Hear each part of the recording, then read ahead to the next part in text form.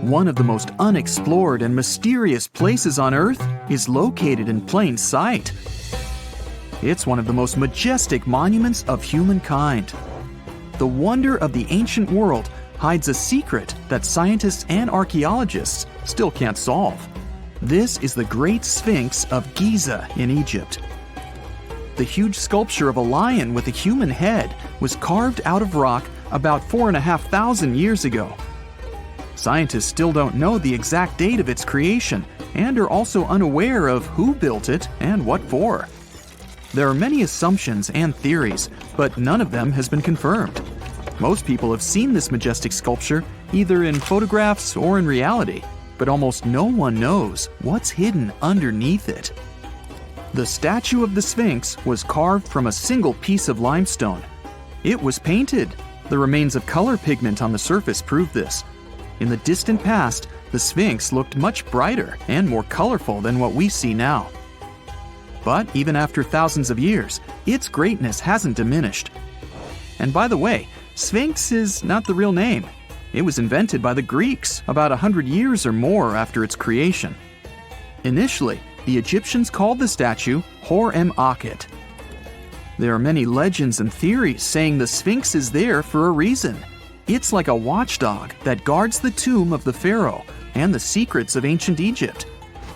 These legends become more plausible when archaeologists discovered hidden entrances at the feet of the Sphinx. They believe that these secret passages are the beginning of the tunnels leading to the halls with treasures.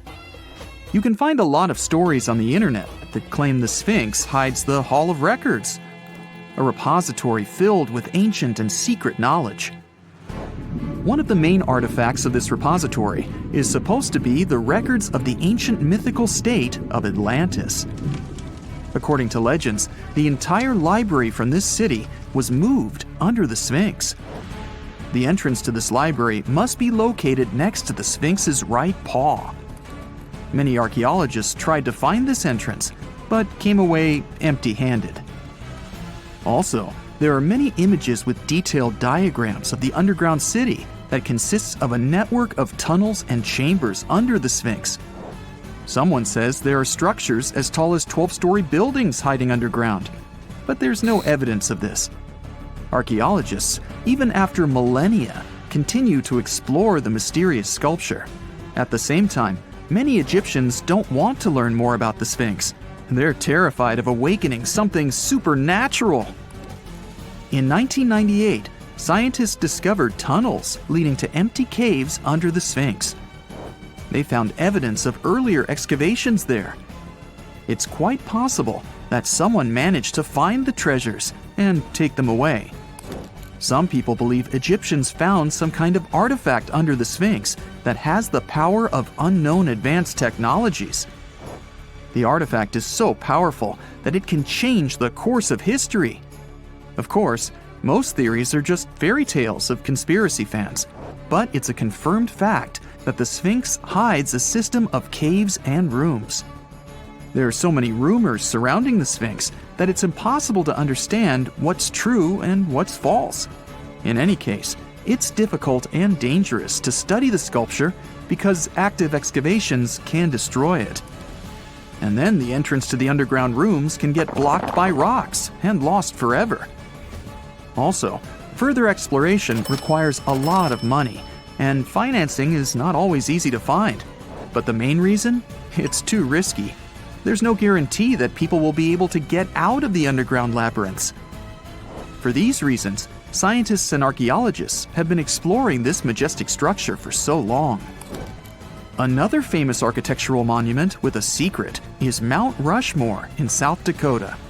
Everyone admires the images of the US presidents' faces carved into the rock, but few people know that there's a secret room hidden behind the head of Abraham Lincoln.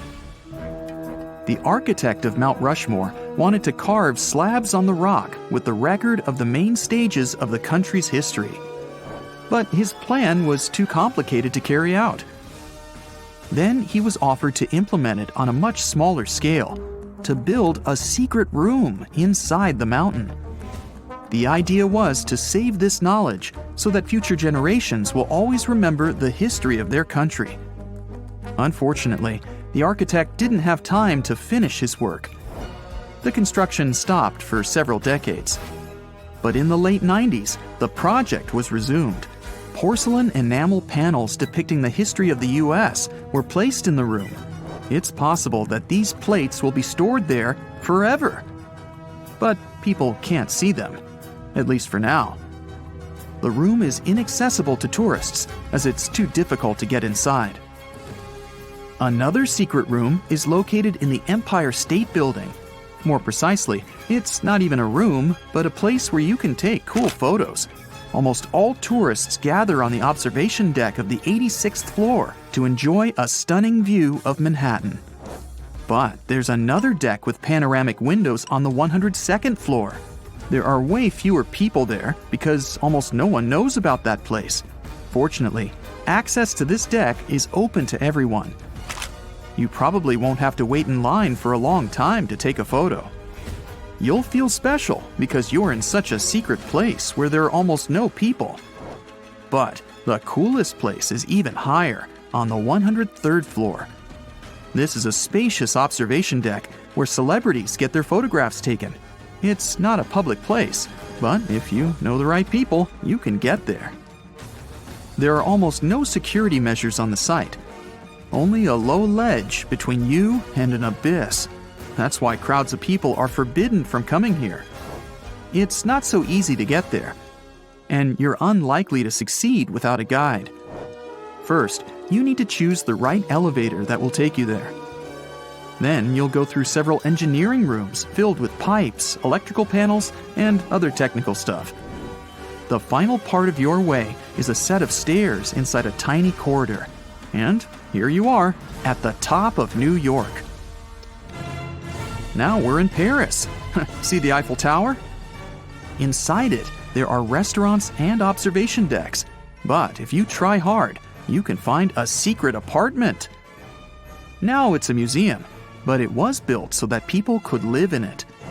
The architect of the tower, Gustav Eiffel, created this apartment in 1889 for himself. It's almost at the very top of the Eiffel Tower. Imagine what a beautiful view he observed every day. He was the first and only tenant. No one else could gain access to this place. When the architect passed away, the apartment remained empty for a long time. Only recently, they restored it and turned it into a museum. Inside, the epoch of the last century is recreated. They even put wax figures of Gustav Eiffel, his daughter, and the American inventor Thomas Edison inside the room. This place is filled with an endless stream of passengers, office workers running late, visitors from other cities, noise, and train whistles. At Grand Central Station in New York, among all these sounds, you can hear the sound of a ball hitting a racket, if you're in the right place. A real tennis court is hidden inside New York Central Station. It belongs to a tennis club that arranges corporate games for employees of many companies. The club was opened in the 60s. Now we're moving to London, Charing Cross Road. It isn't easy to find one secret place here. To do this, you need to look carefully at your feet. Do you see these sewer grates in the asphalt? Inside them, you can notice two signs with the name Little Compton Street. Yeah, there's another street right below you. It disappeared from all maps at the end of the 19th century. Charing Cross Road was built over it. The identification signs that you see are part of old engineering tunnels. There's another interesting place in London. It's located in the southeast corner of Trafalgar Square. At first glance, it looks like a thick lamppost, but there are too many tourists walking around. You come closer and realize that one person can easily fit inside the post. The lamppost belongs not to an electrician, but to a police officer. Yeah, this is the smallest police station in the world. It was built in the 1930s and used as a watch post. Officers had to sit there one by one and watch Trafalgar Square. That always attracted a lot of pickpockets and all kinds of other criminals.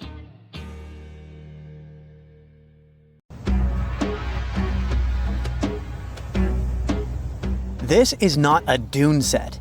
This is a very real desert in Niger. Jado was probably built by the nomadic Sao people and is filled with ksars, which are fortified houses made of salt and clay, with giant walls and secret passages. Located deep in the desert, it was once a vital stop for trans-Saharan caravans, but is now a hotspot for smugglers and bandits.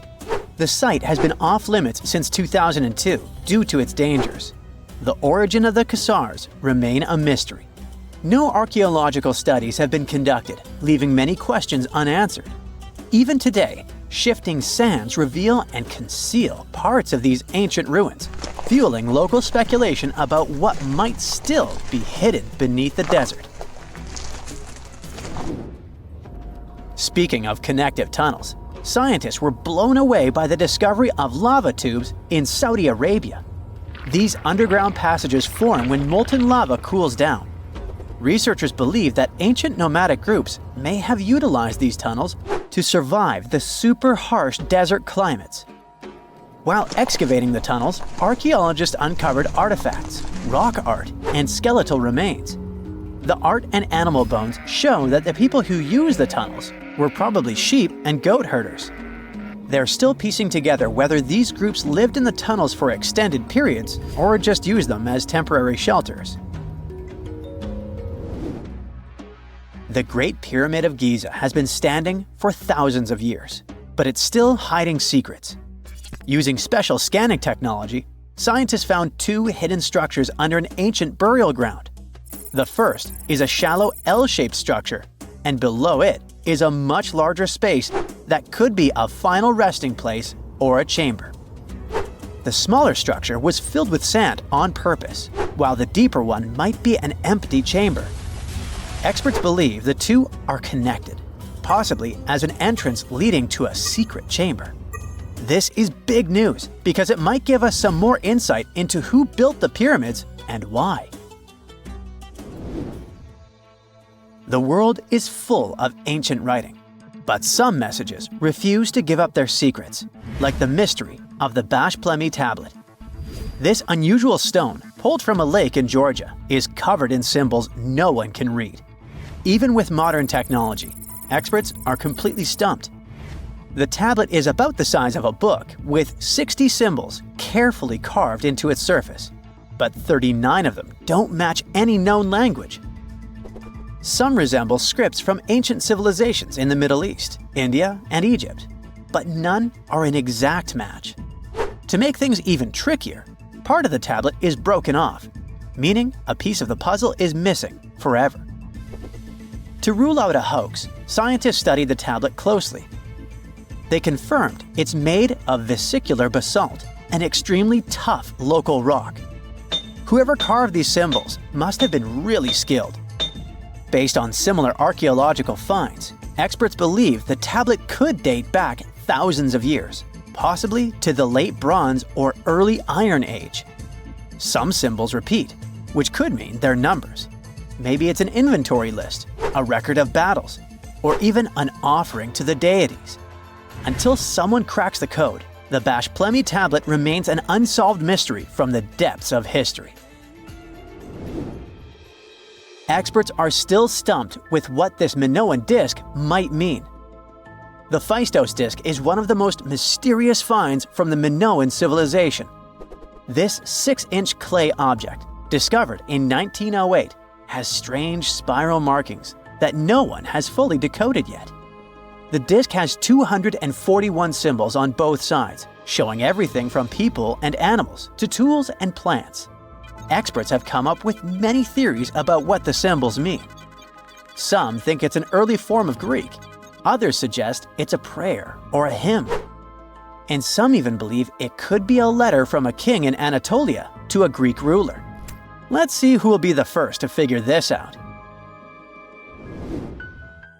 It's always a fun day at an archaeologist's office when they find something as big as a 2,000-year-old marble head. A French archaeologist mission went digging inside an old medieval house near Alexandria in Egypt and found a statue's head depicting an old, possibly ill man.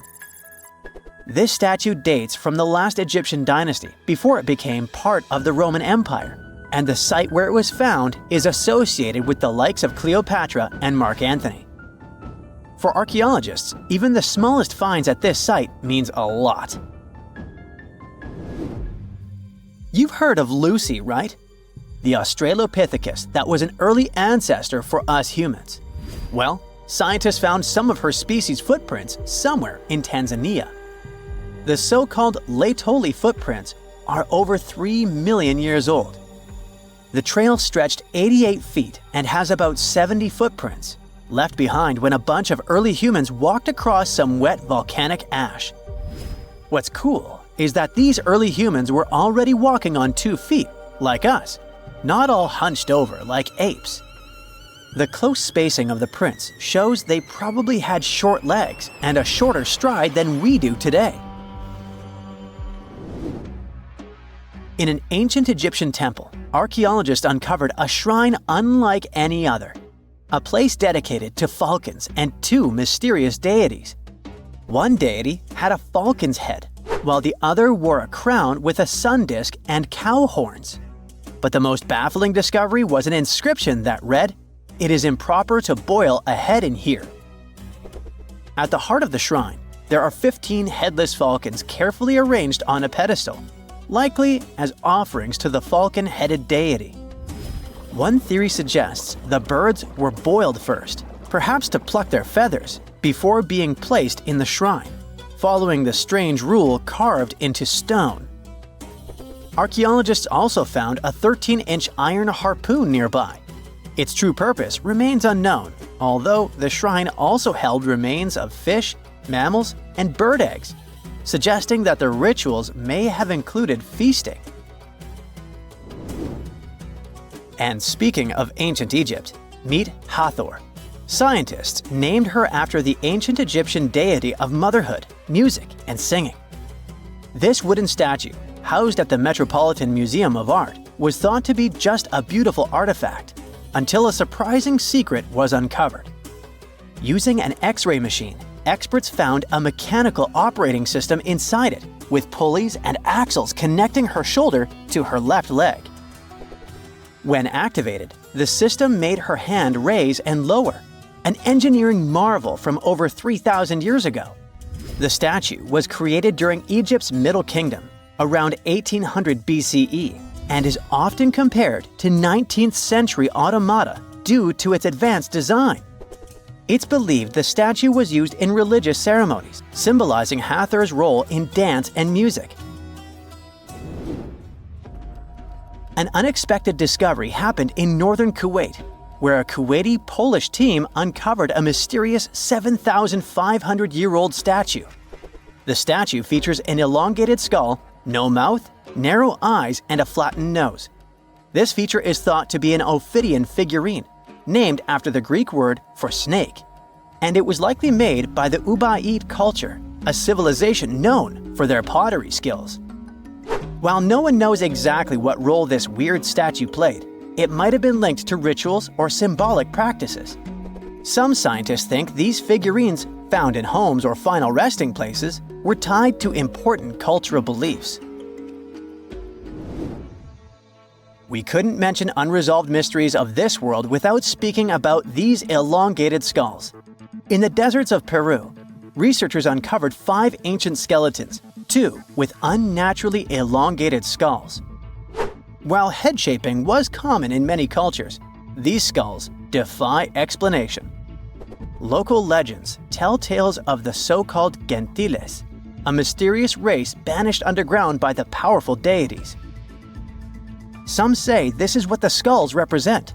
Others think this is some type of genetic anomaly, which was confirmed after finding an infant skull, too large to be artificially shaped. There are countless doors all over the world that haven't been opened for decades, and even centuries. The question is why? It seems that nowadays you can open any door you want. The truth is that some doors were sealed for a grave reason. And so far, nobody has found out what treasures and mysteries they hide. Here are 4 doors that keep their secrets all too well. The Taj Mahal. First up, we've got the Taj Mahal in India. one of the most romantic places in the world. Shah Jahan commissioned it in 1631 and dedicated it to his third wife, who he loved like crazy. They were married for 19 years and had a whopping 14 kids together. But unfortunately, she passed away while giving birth to their last baby. Shah Jahan was heartbroken and decided to build an epic tomb to remember her by. The construction took a whopping 20 years to finish. The building has quite an interesting layout. The design is super unusual with these 4 massive 130-foot tall minarets that stand on the corners of a huge platform. They're not just there for looks. Back in the 17th century, architects were having some serious issues with buildings collapsing under their own weight. So, the chief architect of the Taj Mahal made sure to place those minarets as far away from the tomb as possible. And he even tilted them in a way so that if they did fall, they wouldn't wreck the rest of the Taj Mahal. Talk about planning ahead. The Taj Mahal is hiding some crazy secrets. There are sealed rooms all over the place that nobody is allowed to enter. And if you check out photos of the building from the riverside, you can spot 2 basements. But guess what? They're sealed up too. Nobody knows what's inside or why they've been locked up since the time of Shah Jahan. Apparently, there's a good reason why those rooms are off limits. Some researchers think that they were built using marble, which turns into a different substance called calcium carbonate if it's exposed to carbon dioxide. And when that happens, little bits of marble start chipping off like crazy. To make matters worse, there's no air flowing into these rooms. That means that if too much CO2 builds up in the basement, the 4 minarets could collapse. But wait, there's more. Some people think that the body of Shah Jahan's wife can be found in one of these sealed-up rooms in pristine condition. Why not? Who knows what the mysterious rooms might keep? The Great Sphinx of Giza. The Great Sphinx of Giza is shrouded in mystery. It's not just the largest monolith statue in the world, but it's also a hybrid creature with a woman's head and a lion's body that originates from Egyptian and Greek mythology. It's also very ancient. It's estimated to be around 4,500 years old. The construction of this marvel took about 3 years and required 100 workers who were not slaves and were treated with delicacies like sheep and goat meat. It is also thought that it used to be much more massive than it is now. Archaeologists found huge stone blocks and abandoned toolkits near the site. However, the real secrets of the Sphinx lie underground, near its paws. A group of scientists used a seismograph to detect 2 hidden chambers beneath the Sphinx's paws. Some people think that these rooms might be the legendary Hall of Records, which holds ancient scrolls revealing the secrets of the universe. I mean, that's way cooler than any library I've ever been to. Rumor has it that the Egyptians even had info on Atlantis stashed down there, which is like a super old version of a conspiracy theory. Unfortunately, we can't go on an adventure to check it out just yet. The chambers presumably have 2 entrances, but both remain sealed. The researchers haven't yet received the green light to check out their theory. Let's hope they won't keep us in suspense forever. Sri Padmanabhaswamy Temple. This temple is located in the beautiful state of Kerala in India. This temple is famous for more than just its breathtaking beauty. Underneath the temple there are 6 vaults, creatively named A, B, C, D, E, and F. The enormous iron doors to these chambers add to the mystery of what's behind them. A few years back, the authorities decided to open these vaults to the world, but it wasn't an easy task. You can't just open the doors and enter the vaults. It required a lot of work. It took them a while, but finally, in 2011, they opened 5 of the 6 chambers. And guess what they found? Tons of treasure. Bags of gold, precious gemstones, and priceless diamond jewelry. The estimated worth of everything found in the vaults is a whopping $1 trillion. It's like the temple was the real-life inspiration for Aladdin's Cave of Wonders. But wait, I said 5 of the 6. What happened to the last one? Vault B has remained closed, but not for lack of trying. They simply didn't manage to open it. There is even a belief that it's fatally cursed. Legend says that only a saint or sage can break the curse by chanting a specific mantra. But no one has been able to do this yet, presumably because we don't have saints or sages at our disposal. There is also rumor that in the 30s some temple invaders tried to enter Vault B to do some good old looting. But they never reached their target. Apparently terrible snakes materialized out of nowhere and chased the gang away. But of course, this is just an urban legend. and there is not proof of that. However, it is said that the Auditor General dealing with the temple claimed that Vault B had been opened at least 7 times since 1990, and nothing bad happened to anyone who entered. Who knows? Maybe we should send Indiana Jones to check it out. The First Emperor's Tomb. Deep under a hill, completely undisturbed and surrounded by dangerous traps, lies an ancient 2,000-year-old tomb. It belongs to Qin Shi Huang, the first emperor of China. He was born in the Qin state and became king when he was just a boy. But when he grew up and gained full power, he united the warring states ancient China was divided into by conquering them. After that, he created the Qin dynasty. When he died in 210 BCE, they buried him deep underground in a massive tomb. And when I say massive, I mean massive!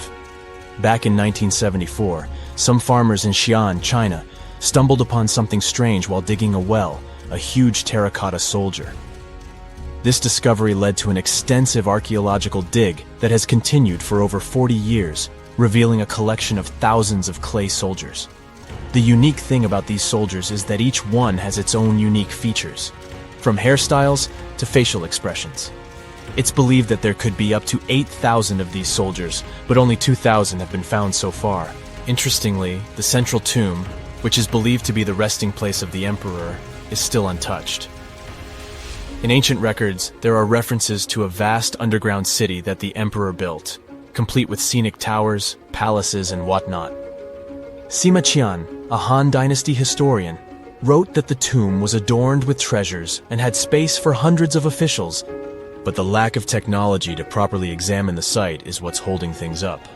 Qin Shi Huang was surrounded by liquid mercury in his tomb, with 2 of the streams representing the major rivers of China, Yellow River and Yangtze. The ancient Chinese believed that mercury could provide immortality, but it could have also caused the emperor's death since he regularly took mercury pills to prolong his life. The dangerous levels of mercury contamination in the soil near the tomb are the main reason why scientists are reluctant to explore it.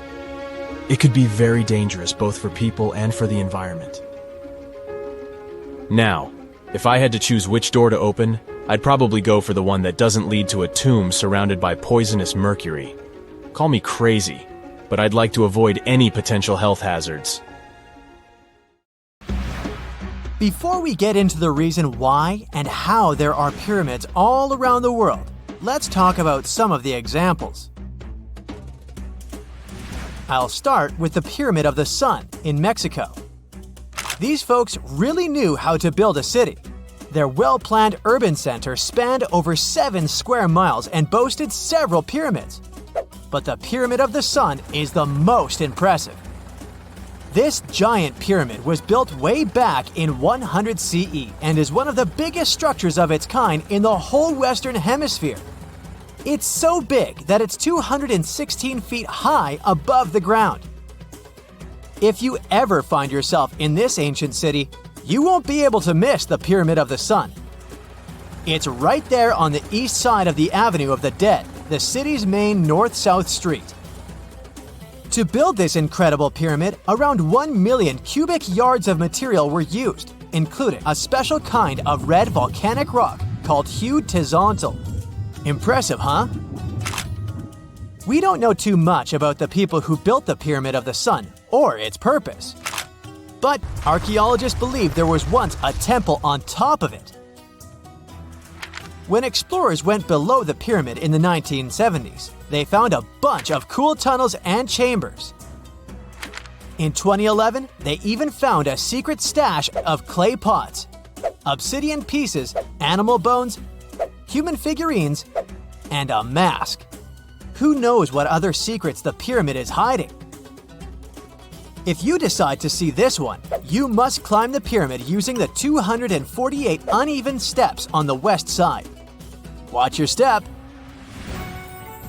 Sudan got some pyramids too. Nubian pyramids aren't as big as the ones in Egypt, but they still got around 200 of them. These ancient pyramids have been home to the tombs of the pharaohs of the Meroitic Kingdom for almost 1,000 years, who ruled Egypt from Nubia to the Mediterranean Sea. The pyramids at Meroe were constructed using granite and reddish sandstone. Oh, and did you know that Sudan has more ancient pyramids than Egypt? The Kushite pyramids depict the indigenous architecture and burial traditions of Nubia's Napata and Meroe kingdoms, which ancient Egypt influenced. Meroe, the burial site of over 40 queens and kings, is the most extensive Nubian pyramid site. The tomb walls depict mummified royals bedecked in jewelry, their wooden caskets containing bows, quivers of arrows, and other artifacts pointing to the Meroitic relationship and trade with Egyptian and Greek civilizations. So if you're looking for some ancient tombs to explore, you may consider skipping the crowds in Egypt and heading on down to Sudan. Let's fly to Iraq to see some more pyramids. Ziggurats have fancy receding layers and tiered temples. Instead of a smooth exterior, it has tiers like a cake. Perfect for all the important work and rituals that went on inside. You can find these towering structures scattered throughout Iraq and Iran, and they're a real testament to the power and skills of the people who built them. One of the biggest and most impressive ziggurats is the ziggurat at Ur. It's basically a giant rectangular pyramid that stands a whopping 70 to 100 feet tall, with 3 levels of terraces and a temple on top. Can you imagine how many baked bricks it took to build that thing? Try 720,000 for just the lower portion. This particular ziggurat was built for Sumerian king Ur-Nammu. Similar to other ones, this pyramid has been around for thousands of years, so it got a little rough around the edges.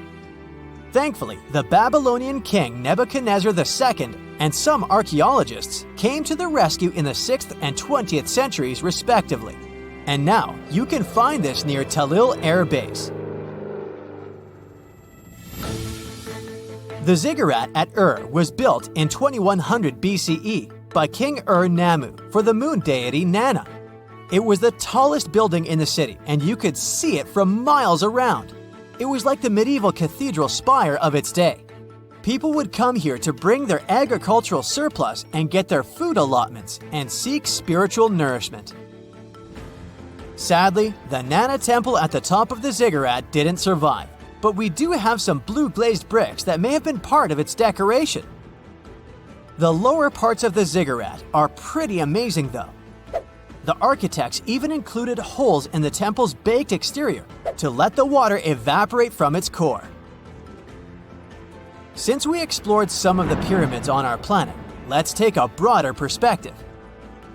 They can be found in many parts of the world. Egypt has over 100 pyramids, double that number in Sudan, and dozens of others are scattered in the Middle East and China. The Americas have the most pyramids in total, with more pyramids than the rest of the world combined. These pyramids are located in Mexico, Guatemala, Honduras, and El Salvador.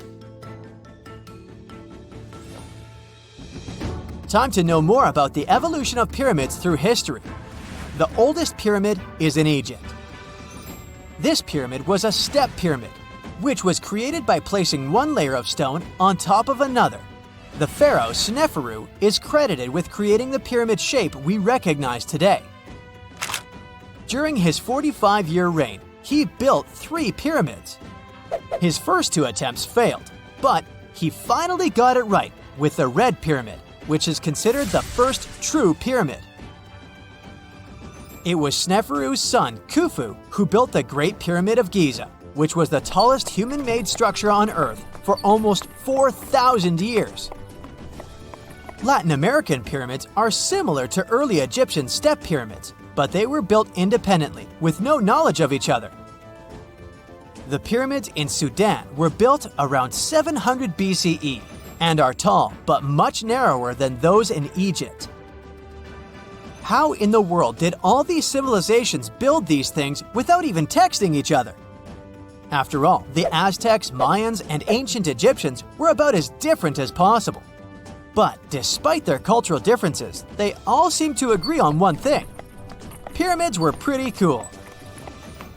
Step pyramids are all around the world because they were the most feasible and stable way to build large and tall structures without access to lighter building materials like wood and metal. The triangular form with a square base is the best way to build a sturdy structure, and having a cube structure would require more material for less height. Now, when it comes to pyramid design, the Egyptian pyramids were like giant triangles with a square base, smooth sides, and a pointy top. On the other hand, the Aztecs and Mayans went for a tiered cake look, with steps leading up to a flat platform on top. So, while all these pyramids share the same basic shape, they have their own unique flair. Each group built its pyramids using different materials, techniques, and slope angles. So while they may have been inspired by each other's work occasionally, they were just doing their own thing. Egyptian pyramids had smooth, angled sides that were designed to help the pharaoh's soul ascend to heaven. The Pyramid of the Sun was built over a series of caves that served as a passageway for the deities. The Maya built the temple of Kukulkan in Chichen Itza to honor the deity Kukulkan, usually represented by a serpent. Nicknamed El Castillo, it has 91 steps on each side, plus a platform. That's 365 steps, one for each day of the Mayan calendar. Tell me, Brightsiders, how were pyramids built? To begin with, humans made them, not a foreign race from space that landed on Earth. You see, one thing that all pyramids have in common is that they were built without advanced tools or even the wheel. It took a lot of people to build them, including skilled laborers and architects. For example, it's estimated that 20,000 people built the Great Pyramid of Giza, and it's believed that most of them were skilled laborers. Building pyramids was a massive undertaking that required years of planning and effort. The Great Pyramid at Cholula, Mexico, took 600 years to complete. We all know some iconic symbols. The Statue of Liberty screams USA. The Eiffel Tower represents Paris. And this mask? Undoubtedly, it's Tutankhamun's, right? Sometimes it feels like historians have squeezed every last drop out of the King Tut story. But guess what? The most obvious details often slip right under our noses. Like the fact that this famous mask didn't actually belong to him, nor was it ever meant for him. Stick with me for the details. Can we get a close-up of that mask? Thanks. See those holes? Yep, they're for earrings. And no, it's not that they had anything against jewelry, but back in ancient Egypt, earrings were typically worn by high-status women or kids. Now, if you know your history, you might say, but Tut was a boy king, wasn't he? You're spot on. He began his reign at just 9 years old. Sadly, that didn't last long as he passed away at a very young age. So when he was 9, he might have worn earrings, but he probably took them off when he hit that no earrings age. Sounds reasonable, right? Actually, not quite. That would have been pretty strange since nobody expected him to pass away young. Certainly not at 9. So no one was preparing a kid's mask for a burial. It's this untimely demise that suggests that the mask used was simply the best option available when Tut passed away. There are more clues pointing to the idea that the mask was found in a hurry. Let's think about this. Even though Tut was mummified and his body could wait a bit, his loved ones wanted him to reach the afterlife ASAP. Some experts even believe the paint in the tomb was still wet when it was sealed. But look at his mask. It's a masterpiece. There's no way it was made in a rush. It's way more elaborate than other simpler cartonnage pieces. The renowned mask of King Tut stands 21 inches tall, adorned with precious stones, and features a golden beard that weighs 5.5 pounds, making the entire mask 22.5 pounds. Okay, I'm a bit confused here. So it seems like it was probably a kid's mask, but it had a beard? I've never seen a 9-year-old with a goatee, and I'm guessing you haven't either. Just think about it. A grown man's face compared to a kid's face. Fun fact for you, our faces pretty much stopped growing at the age of 16, so by 19, Tut would have definitely had the face of an adult man. Can you imagine trying to fit a relatively small kid's mask on a grown man? That would have been super embarrassing, and no one would have let that happen. Right, let's dismiss the kid's theory. Now, the second option, if you remember, is that the mask could have originally belonged to a woman. This is where the beard theory comes into play. Some researchers believe the beard might have been added later on. Here's another twist. What if the mask was actually made for Nefertiti herself, who ended up maskless? In this case, there are two discoveries. Two birds with one stone. For now, it sounds like a conspiracy theory, I know. But let's give it a shot and delve deeper into the details. So, Tut passed away in around 1323 BCE, probably due to malaria. He had other health issues too, like when he broke his leg, and records suggest he wasn't in the best shape. As for Nefertiti, we have no solid data about her demise. Plus, nobody knows exactly when or where she was buried. The supposed year when she passed away is around 1330 BCE, but she could have lived longer, and the mask was intended and prepared for her. Or maybe they just took her mask right from the burial chamber. After all, they were family. Well, sort of. She was said to be his stepmom, having been married to Akhenaten, who was likely Tut's father. But this is not 100% accurate. Some scientists doubt it. Ah, these ancient Egyptian families. It's hard to keep track of who's who. I know, you're not yet convinced that Tut wore a lady's mask. Let me share one more theory with you. Meet Howard Carter, the enthusiastic archaeologist who discovered Tutankhamun's tomb. It was located in the Valley of Kings outside Luxor and, to everyone's surprise, was nearly intact. When he entered, he noticed something odd. This didn't feel like a pharaoh's burial chamber. It was classy and all, but it had a vibe that suggested it was made for a woman. Typically, Egyptian pharaohs had larger tombs that suited them better, and even more strangely, it was oriented to the right of the entrance. This didn't add up. That orientation was typical for female chambers, which Egyptian queens used. Another red flag was that the chamber appeared to have been built in stages, and all the artifacts, around 2,000 of them, seemed hastily placed there. Even more curious, they looked like they were meant for other royals. Carter discovered this burial site in 1922, but it remained a mystery as to why it was so bizarre. Almost a century later, Nicholas Reeves thought he may have solved the puzzle. He claimed that King Tut might not have been the original resident of the tomb. Instead, he suggested that the undisturbed resting place of the legendary Queen Nefertiti could be hidden behind the walls of the boy king's burial chamber. Nicholas studied high-resolution photos for months, meticulously examining every pixel. One day, he focused on detailed scans that revealed the texture of the tomb's walls beneath layers of paint. He spotted what he believed to be outlines of two doorways that had been blocked and plastered over to hide them from view. The more he looked, the more it seemed real. Could it be a tomb within a tomb? Nicholas theorized there was a hidden storeroom behind the western wall of King Tut's tomb, and his chamber might just be the outermost section of a larger corridor-style network of rooms.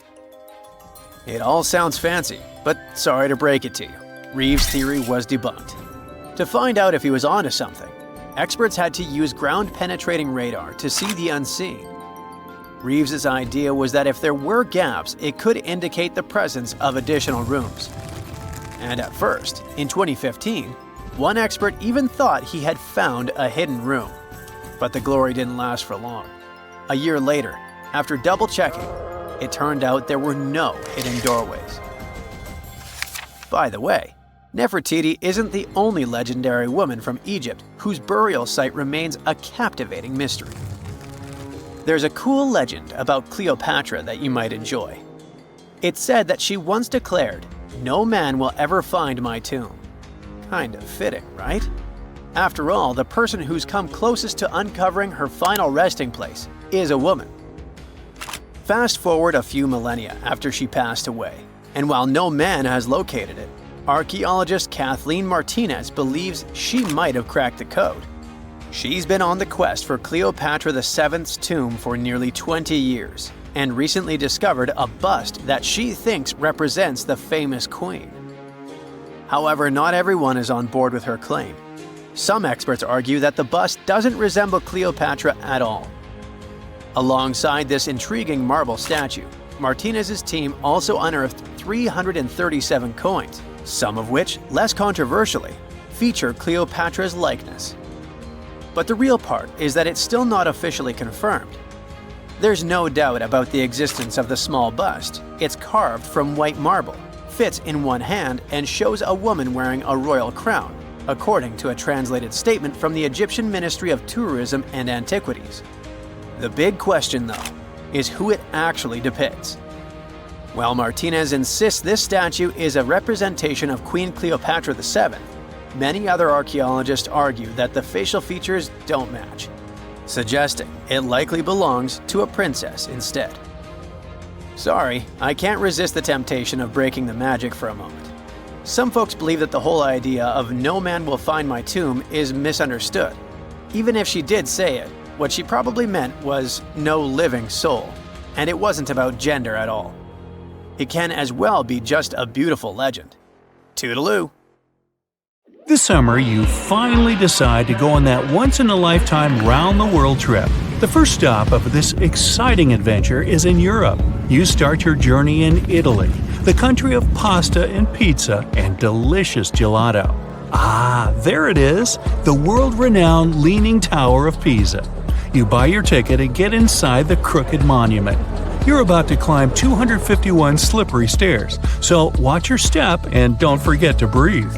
The white marble stones are astounding, and from time to time, you peep outside to enjoy the view of the city.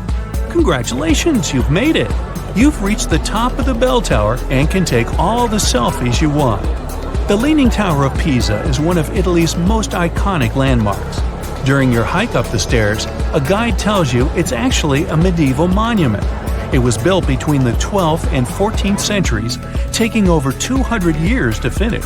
And in case you're wondering if it's always been tilted, I can say without a doubt, yes it has. Once they finished the third floor, the bell tower started sinking. The thing is, the very name Pisa comes from the Greek word that means marshy land. The ground there is extremely soft, made of clay, mud, and sand. And architects have been trying to save the day ever since they built the tower. At the top of the 185-foot-tall monument, you take your time admiring the city. How many terracotta rooftops can you count? If you walk toward the south side of the monument, you may feel closer to the ground. This is because the Leaning Tower of Pisa tilts toward the south. At one point, it leaned almost 5.5 degrees and still didn't fall.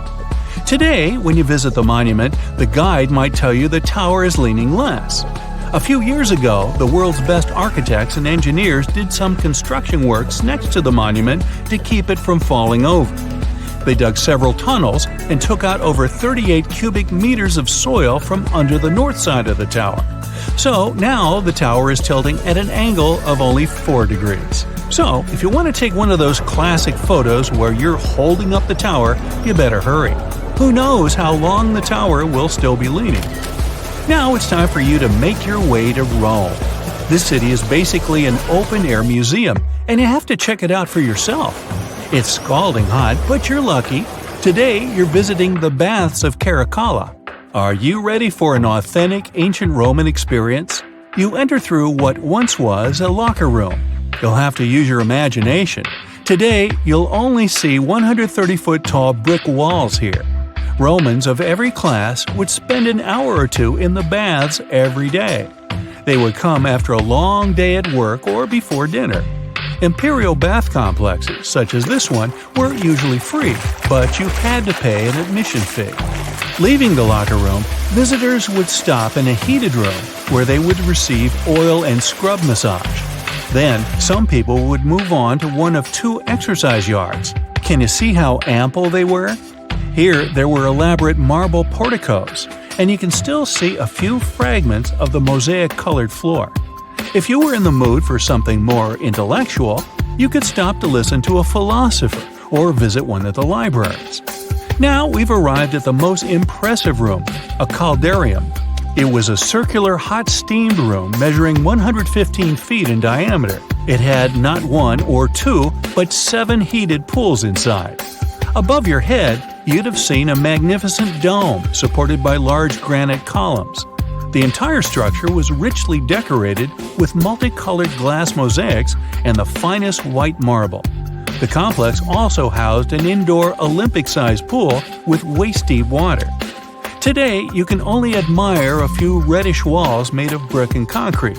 Emperor Caracalla, like many other Roman emperors, built a mega-complex, and it sure made people happy. After a long international flight, you arrive in Egypt. Get ready for some camel rides and juicy dried fruits. Does anyone here love dates? You leave your hotel at dawn and make your way to the outskirts of Cairo. You drive past the Nile River toward the West Bank. Don't forget to take some pictures. In the distance, you spot a large monument. It's the Great Sphinx of Giza. Can you believe people created this monument over 4,500 years ago? Once you get closer, you see the Great Pyramids just north of the Sphinx. You learn that, unlike the pyramids, the Sphinx was carved directly from the bedrock of the Giza Plateau. Until today, it's one of the largest statues in the world, measuring 66 feet in height and 240 feet in length from paws to tail.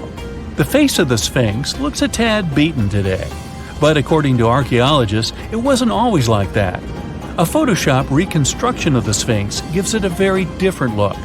As you can see, at one point, the Sphinx's nose was chopped off together with parts of the chin. Scientists believe that the statue is a representation of the great pharaoh Khafra. This is why its face resembles a human so much. Just below the eyes, a dark carved line was added to represent the charcoal eyeliner ancient Egyptians used to wear. Fun fact, this wasn't only a beauty habit. It protected their eyes from ultraviolet rays. In a desert region that gets so much sunlight, this might come in handy. Until today, researchers debate whether or not the Sphinx had a beard. Many believe that if it was meant to depict a pharaoh, it most likely had a braided beard that got destroyed by erosion or humans. Even today, you can still see the remains of a regal headdress on the head of the Sphinx. These head ornaments were associated with power and royalty. Now imagine that the stripes are blue and gold. This is probably what it looked like when the monument was first constructed. There's no evidence of how long it took to build the Sphinx, but it was likely very long, as the carved details are pretty impressive. If you're lucky, your guide might take you to one of the secret chambers inside the statue. If they're real and not just a myth, I mean. The crystalline waters of Greece. Whether you arrive by boat or plane, you're in for a real treat. This is the focal point of archaeological sites. You arrive at Mandrake Marina and Port, but wait a minute, you don't see any monuments around. The Colossus of Rhodes is nowhere to be found at first glance. That's because it was destroyed long ago. Before tumbling down during a mighty earthquake, the great statue was considered one of the 7 wonders of the ancient world. If you saw the Colossus in a picture, you would probably mistake it for Lady Liberty. Well, that's actually not a coincidence. Apparently, there's a connection between the Statue of Rhodes and the Statue of Liberty. They were both built as symbols of freedom, and Lady Liberty is often referred to as the modern Colossus. The Colossus stood at 100 feet tall, but today all you see is a concrete jetty with a huge gap in the middle. Now imagine a bronze statue straddling both ends of the bridge. The Colossus was built back in the 3rd century BCE, and 900 camels took part in the construction. The statue existed for approximately 54 years before it was ruined by a powerful earthquake. It hit the city so hard that all that was left of the statue was one very large foot. Even so, people kept visiting the monument. Are you ready to head home? Thanks for joining me on this journey, and don't forget to tell me what your favorite site was. See you next time! What is a boat doing in the middle of a desert? You would expect to find a seagoing vessel closer to shore. This is the question archaeologists had been asking for decades. In 1988, there was a storm near one of the most important archaeological sites in ancient Egypt. A wooden structure emerged from the sand. It was hollowed out by termites. Scientists were determined to solve its mystery. In 2000, they began excavating the site near Abydos, Ubidos. An American team of experts soon discovered a boat that was 70 feet long, and it wasn't alone. In total, there were 14 boats neatly resting next to each other. It was impossible to completely dig out the boats because of their poor condition. Luckily, the wood was preserved enough to get a sample.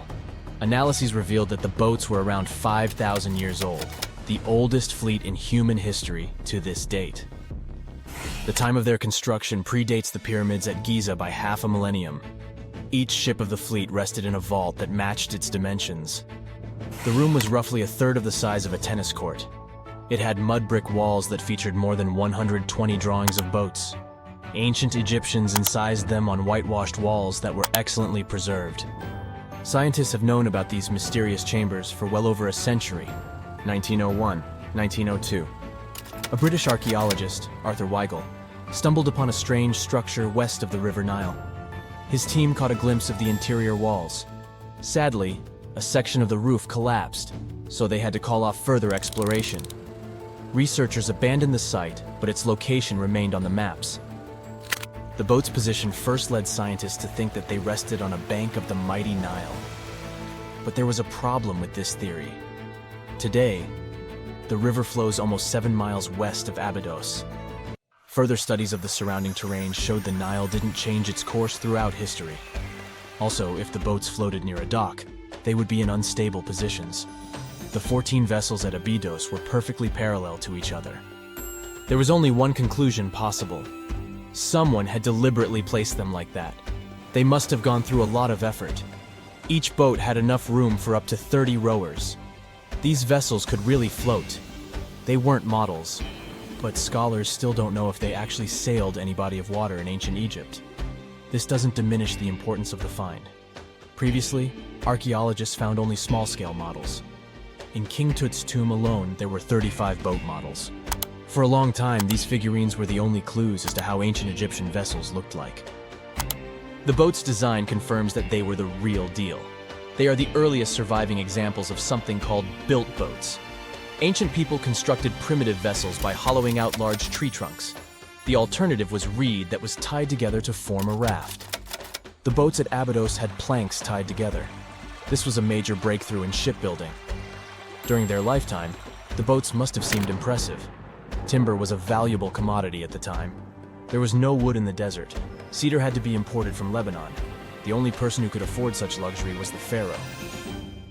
Studying the area around the ancient fleet provided more answers. Scientists discovered a mud brick structure where Egyptians worshipped the pharaoh. Its approximate date of construction matches that of the wooden boats. The same bricks out of which this building was made were used to encase the fleet.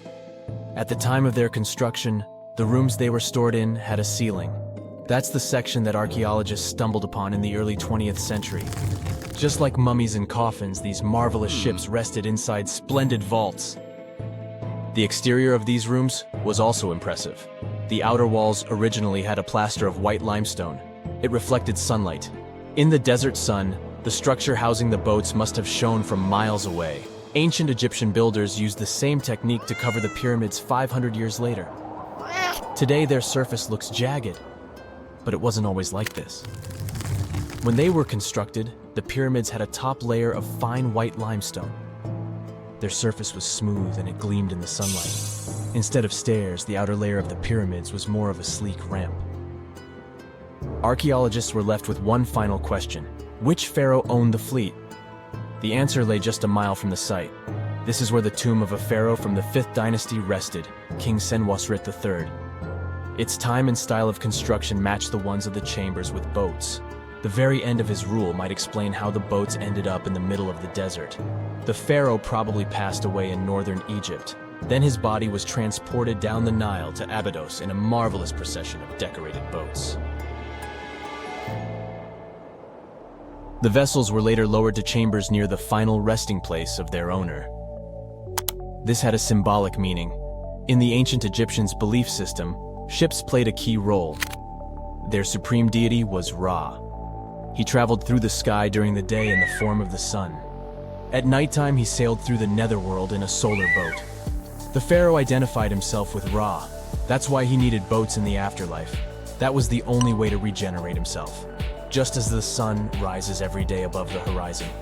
This belief existed for thousands of years. The more famous Pharaoh Khufu also had a ship.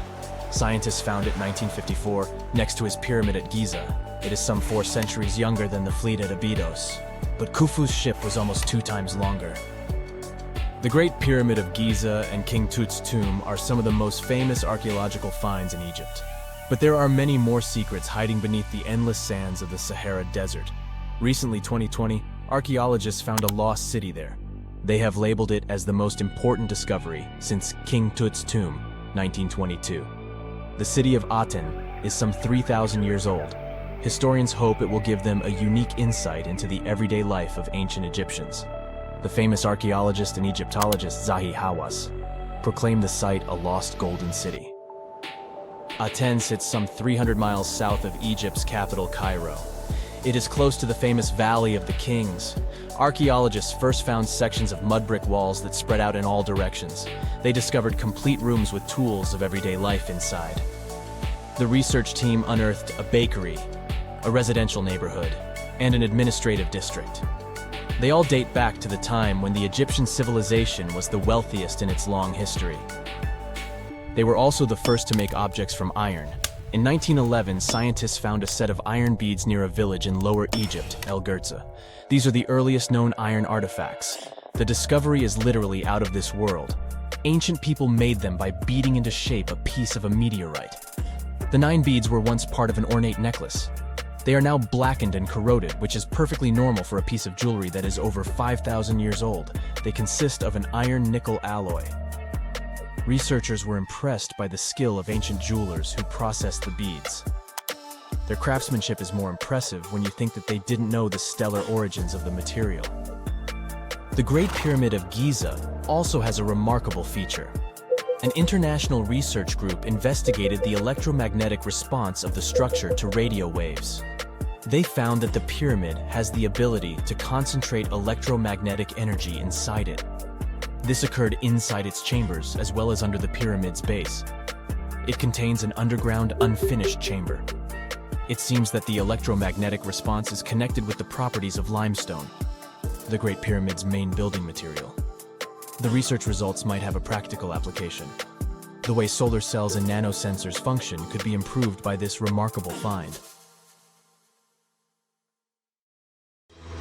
Okay, what if I tell you that the extraterrestrials we all imagine as little green men may actually look like very normal Earthlings and chill in Europe? This is the Iberian Peninsula, and people living there are under suspicion. Ooh. Here's the reason. Somehow, parts of the most important artifacts that the Iberian civilization called Treasure of Valena are made of metal that simply can't be found on Earth, because it's metal from a meteorite. Now let's tackle this step by step. This is the artifact itself, and it's composed of 59 different objects. Bowls, bottles, and bracelets. Is there a pattern there with all those bees? In total, the find weighs around 20 pounds, of which 18 pounds are 23.5 karat gold. Now, if you're not a metal specialist, I'll clarify it for you right away. For comparison, 23 karat gold is 95.8% pure gold, so 23.5 karat is even purer. The remaining percentage goes to other metals to help add strength and durability to the precious alloy. There was also silver, iron, and amber in that set. The artifact could have been pretty straightforward, but for these two, let's call them imposters. Look at this wrought iron bracelet and this hollow hemisphere. Can you see that? Those rusty lines on the hemisphere and the overall weird color of the bracelet do stand out, since everything else is made of purest gold. This all started back in 1963, when a researcher noticed a dark leaden metal among the shiny bowls and bottles. The metal was shiny in some areas and covered with a ferrous-looking oxide that was mostly cracked. Now, just so you understand, gold does not usually act this way. Gold is one of the least reactive of all metals, so it won't even tarnish, let alone rust. To figure out where this suspicious iron came from, researchers turned to mass spectrometry, which checks out the mass-to-charge ratio of molecules. Their findings showed that the nickel in the iron is similar to that found in meteoritic iron. Simply put, the bracelet and the hemisphere are of extraterrestrial origin. Ooh. Now, the exact age of the trove is hard to determine, yet it's crucial. We need to know the exact age to see if it coincides with the start of the Iron Age in the Iberian Peninsula. If it does, then no further questions here. But if it doesn't, well, it's, at the very least, weird, if not suspicious. So there's this three-age system. It comprises the Stone Age, then the Bronze Age, and then the Iron Age. The Stone Age is of no importance here, so let's compare the Bronze and the Iron Ages. The Bronze Age began when it was realized that combining copper and tin produced a material that was more durable than either metal alone.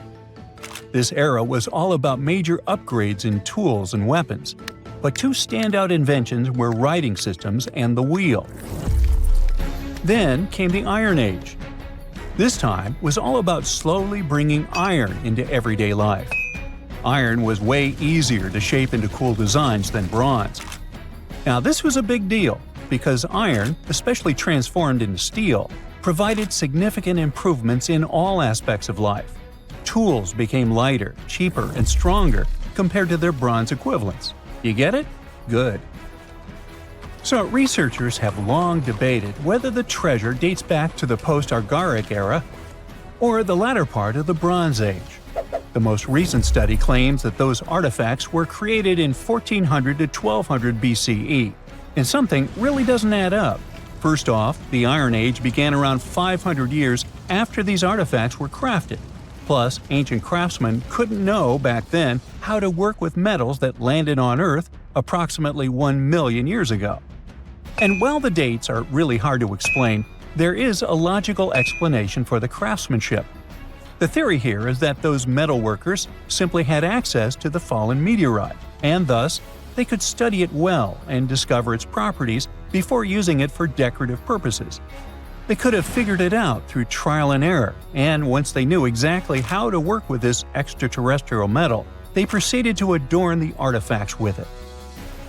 Plus, there were the Phoenicians, who contributed to their craftsmanship. Now, it's true that the Iberian people have been processing metal and making pottery long before the Phoenicians settled on the peninsula. But the arrival of new metalworking techniques and the introduction of the potter's wheel enabled them to produce better quality goods much faster than before. So, we figured out the extraterrestrial origins of the Iberian artifacts. But guess what? This area is still under suspicion. The reason for that is the language they spoke. You see, for most modern languages people use today, there will always be some proto-language. Say for Italian, Spanish, and French, it's Latin, hence their similarities. But wait, Iberian was largely spoken where modern Spain is, so why isn't Spanish similar to it? Well, the truth is, no language today is similar to the Iberian. Maybe only the Basque language, but it's because of some similarities found in their numerical systems. Basque is classified as a language isolate, or simply unrelated to any other known languages, and the only language isolate in Europe. The Iberian language is unclassified. While the scripts written in it have been deciphered to various extents, the language itself remains largely unknown. And look at the alphabet the Iberians had. Looks like it doesn't really belong to our planet. But hold up, this one might be a bit of a stretch. When the Phoenicians came to the peninsula, they brought along their alphabet to the Iberians. But honestly, the Iberians probably weren't keen on just copying someone else's writing system, so they tweaked it until it looked completely different. Let's just say they took some inspiration and ran with it. While linguists can guess to some extent how most characters sounded, actually translating the language is still completely impossible. The Iberian language was non-Indo-European and faded away over 2,000 years ago. And there aren't any similar languages left to help us out. Super frustrating, right? Yeah. We got over 2,000 Iberian inscriptions from tombs, coins, potteries, lead plates, and even cave wall carvings. But aside from a handful of words, we're totally in the dark about what they mean. Now, if we could understand their language, we might have learned that they were great thinkers and all, but we can only contemplate the works of art they left. Iberian culture has a lot of amazing stuff made by talented artisans. We're talking about not just metalwork and ceramics, but also detailed sculptures, textiles, jewelry, and other personal bling. But here's the catch. Making all those luxury items depended a lot on a big farming class. At the heart of Iberian society, most folks were involved in farming and taking care of livestock. Depending on where you were, the types of farming varied.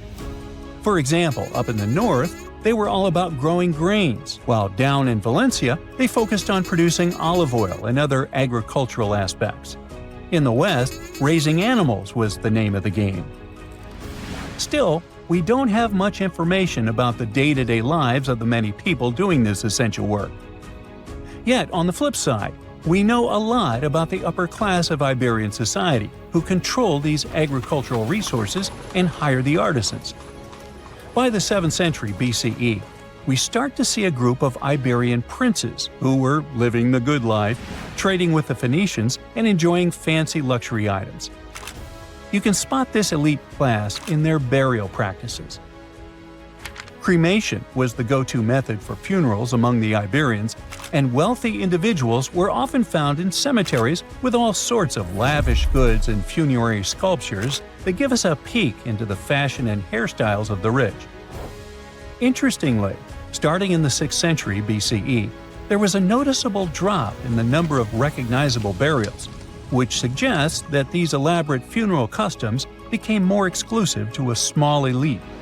Meanwhile, the fate of the majority, farmers, artisans, soldiers, and laborers, who made up a big chunk of the population, remains a bit of a mystery. It used to be a pretty advanced civilization, but it vanished without a trace. Researchers think it could have been due to some massive earthquake, but so far, we don't know for sure. Something strange is lurking beneath the sands of Giza, and scientists have no idea what it is. Archaeologists just found a hidden structure near the Great Pyramid using advanced ground scanning technology. What's inside? Nobody knows, but excavations are already underway. The Great Pyramid of Giza is one of the most famous monuments on Earth, but it doesn't stand alone.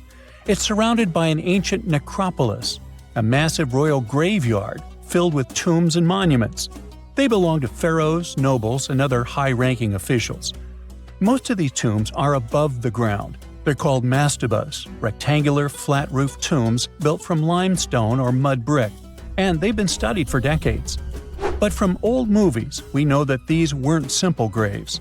They have deep vertical shafts leading to underground burial chambers, where the past was sealed away for eternity. And recently, archaeologists found one curious empty space in the cemetery, a completely unexplored patch of ground. No mastabas, no visible ruins, nada. For years they ignored it, but between 2021 and 2023, they decided to investigate. They didn't dig though. Instead, they used a technology that kind of acts like X-rays for the ground. These radars let scientists see the secrets hidden there. And there was something hidden beneath the sand, something deliberately buried and forgotten. A two-part underground structure. One part was shallow and L-shaped. It's about 33 feet long and buried just 6.5 feet deep. But below that, a deeper, more mysterious anomaly, a structure completely different from anything else in the area. They called it a highly resistive anomaly, which means it's dense and solid, likely made of stone, sand, or even metal. And still, no one has a clue what's inside it. Now, it's clear that humans made the L shape. It wasn't formed by nature. And the shallower structure might have been an entrance to whatever is hidden below. But they only have some theories about what might be hidden there. It's also filled with sand and gravel. It was probably deliberately backfilled after its construction, perhaps to preserve this. Why? Well, we don't know yet. The archaeological team will need to excavate to understand what exactly this thing was and why it was built. The first guess is a lost burial chamber. Many tombs in Giza have underground burial sites, but most have clear surface markers. This one, for some reason, has nothing, but it could be one of them. The second guess is an ancient offering chapel. Egyptologists know that some chapels were built in this shape, but usually they were above ground, not buried like this. And finally, it might be something we've never seen before. If this turns out to be a new type of structure, it could rewrite what we know about the burials of pharaohs. The only way to know for sure is to dig it up. And that's exactly what's happening right now. Excavations are already underway. Archaeologists are racing against time to uncover the truth. But there's a real danger there too. Giza's fragile ancient structures need to be handled carefully. Otherwise, they could be damaged beyond repair. So all we can do is wait for the truth.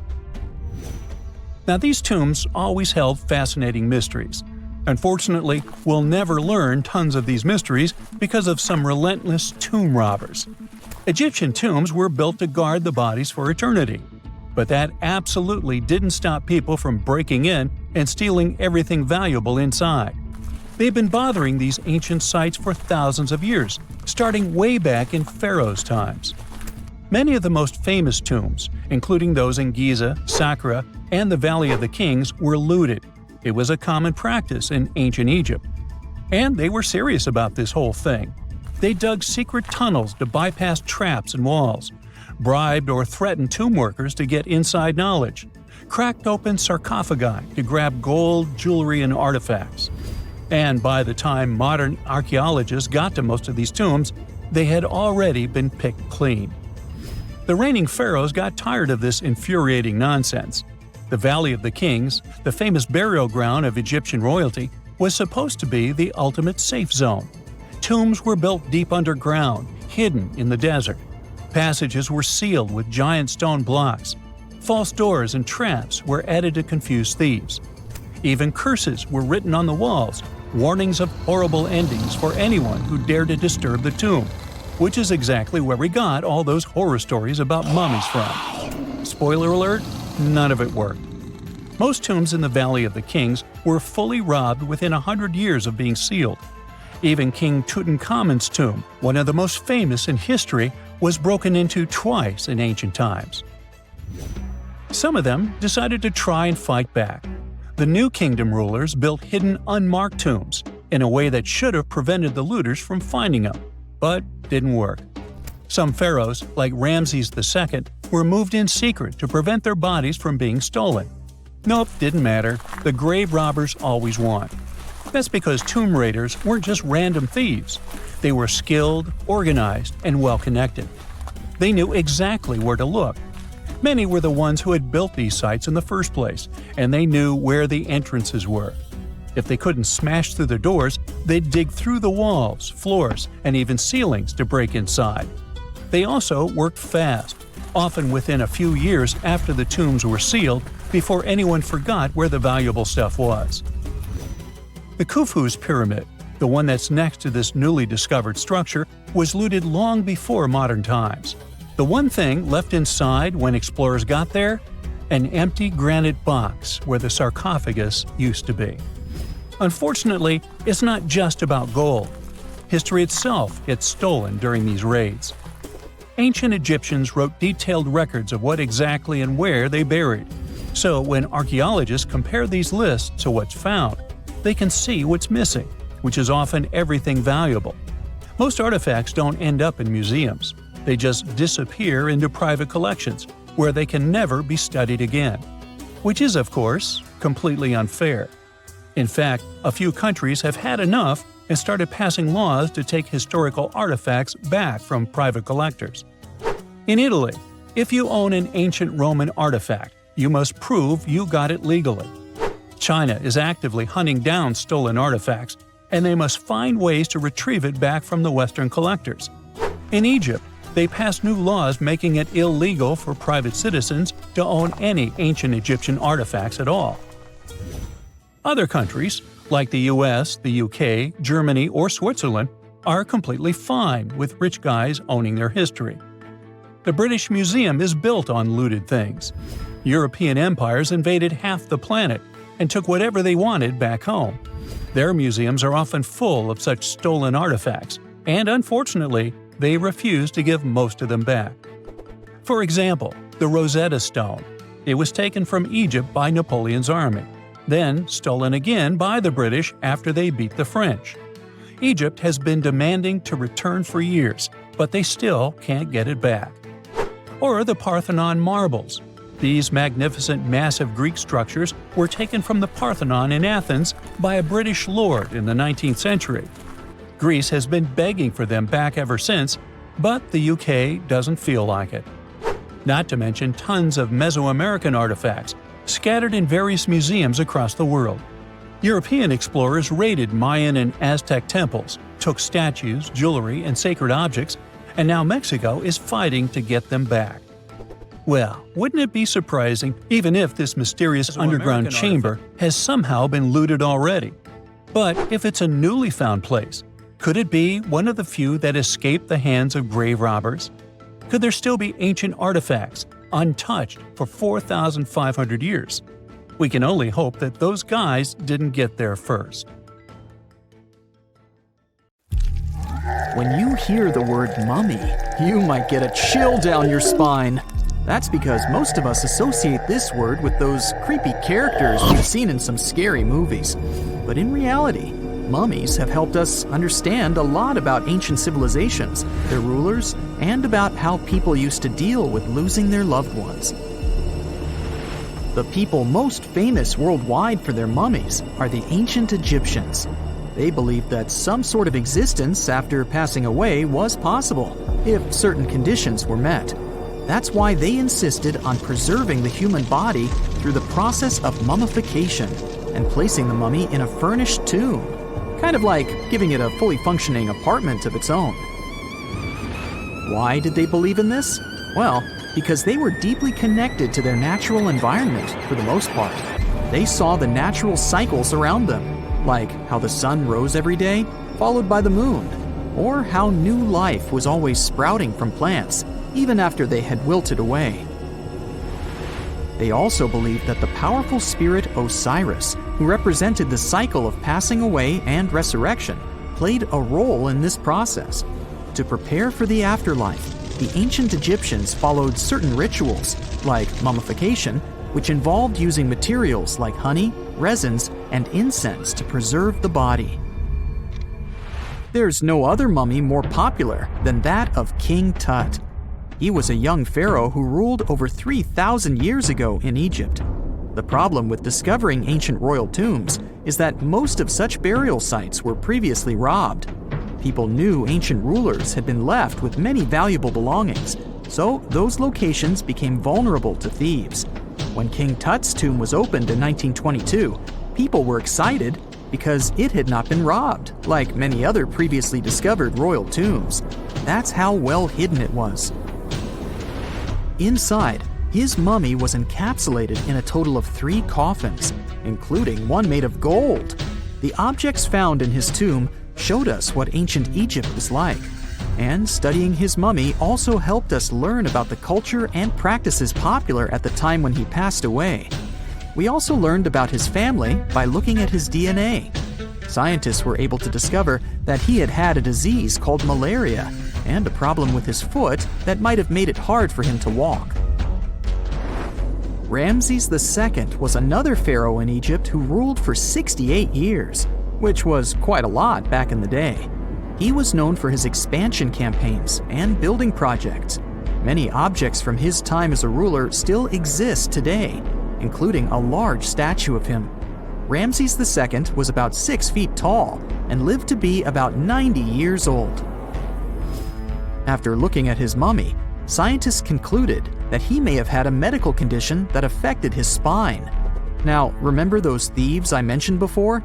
They are probably the reason why Ramses II ended up in a plain coffin in a secret collection of royal mummies at Deir al-Bahari, which was rediscovered in 1881. Thankfully, archaeologists were able to identify him because his journeys had been recorded on his wrappings. The process was really tedious too.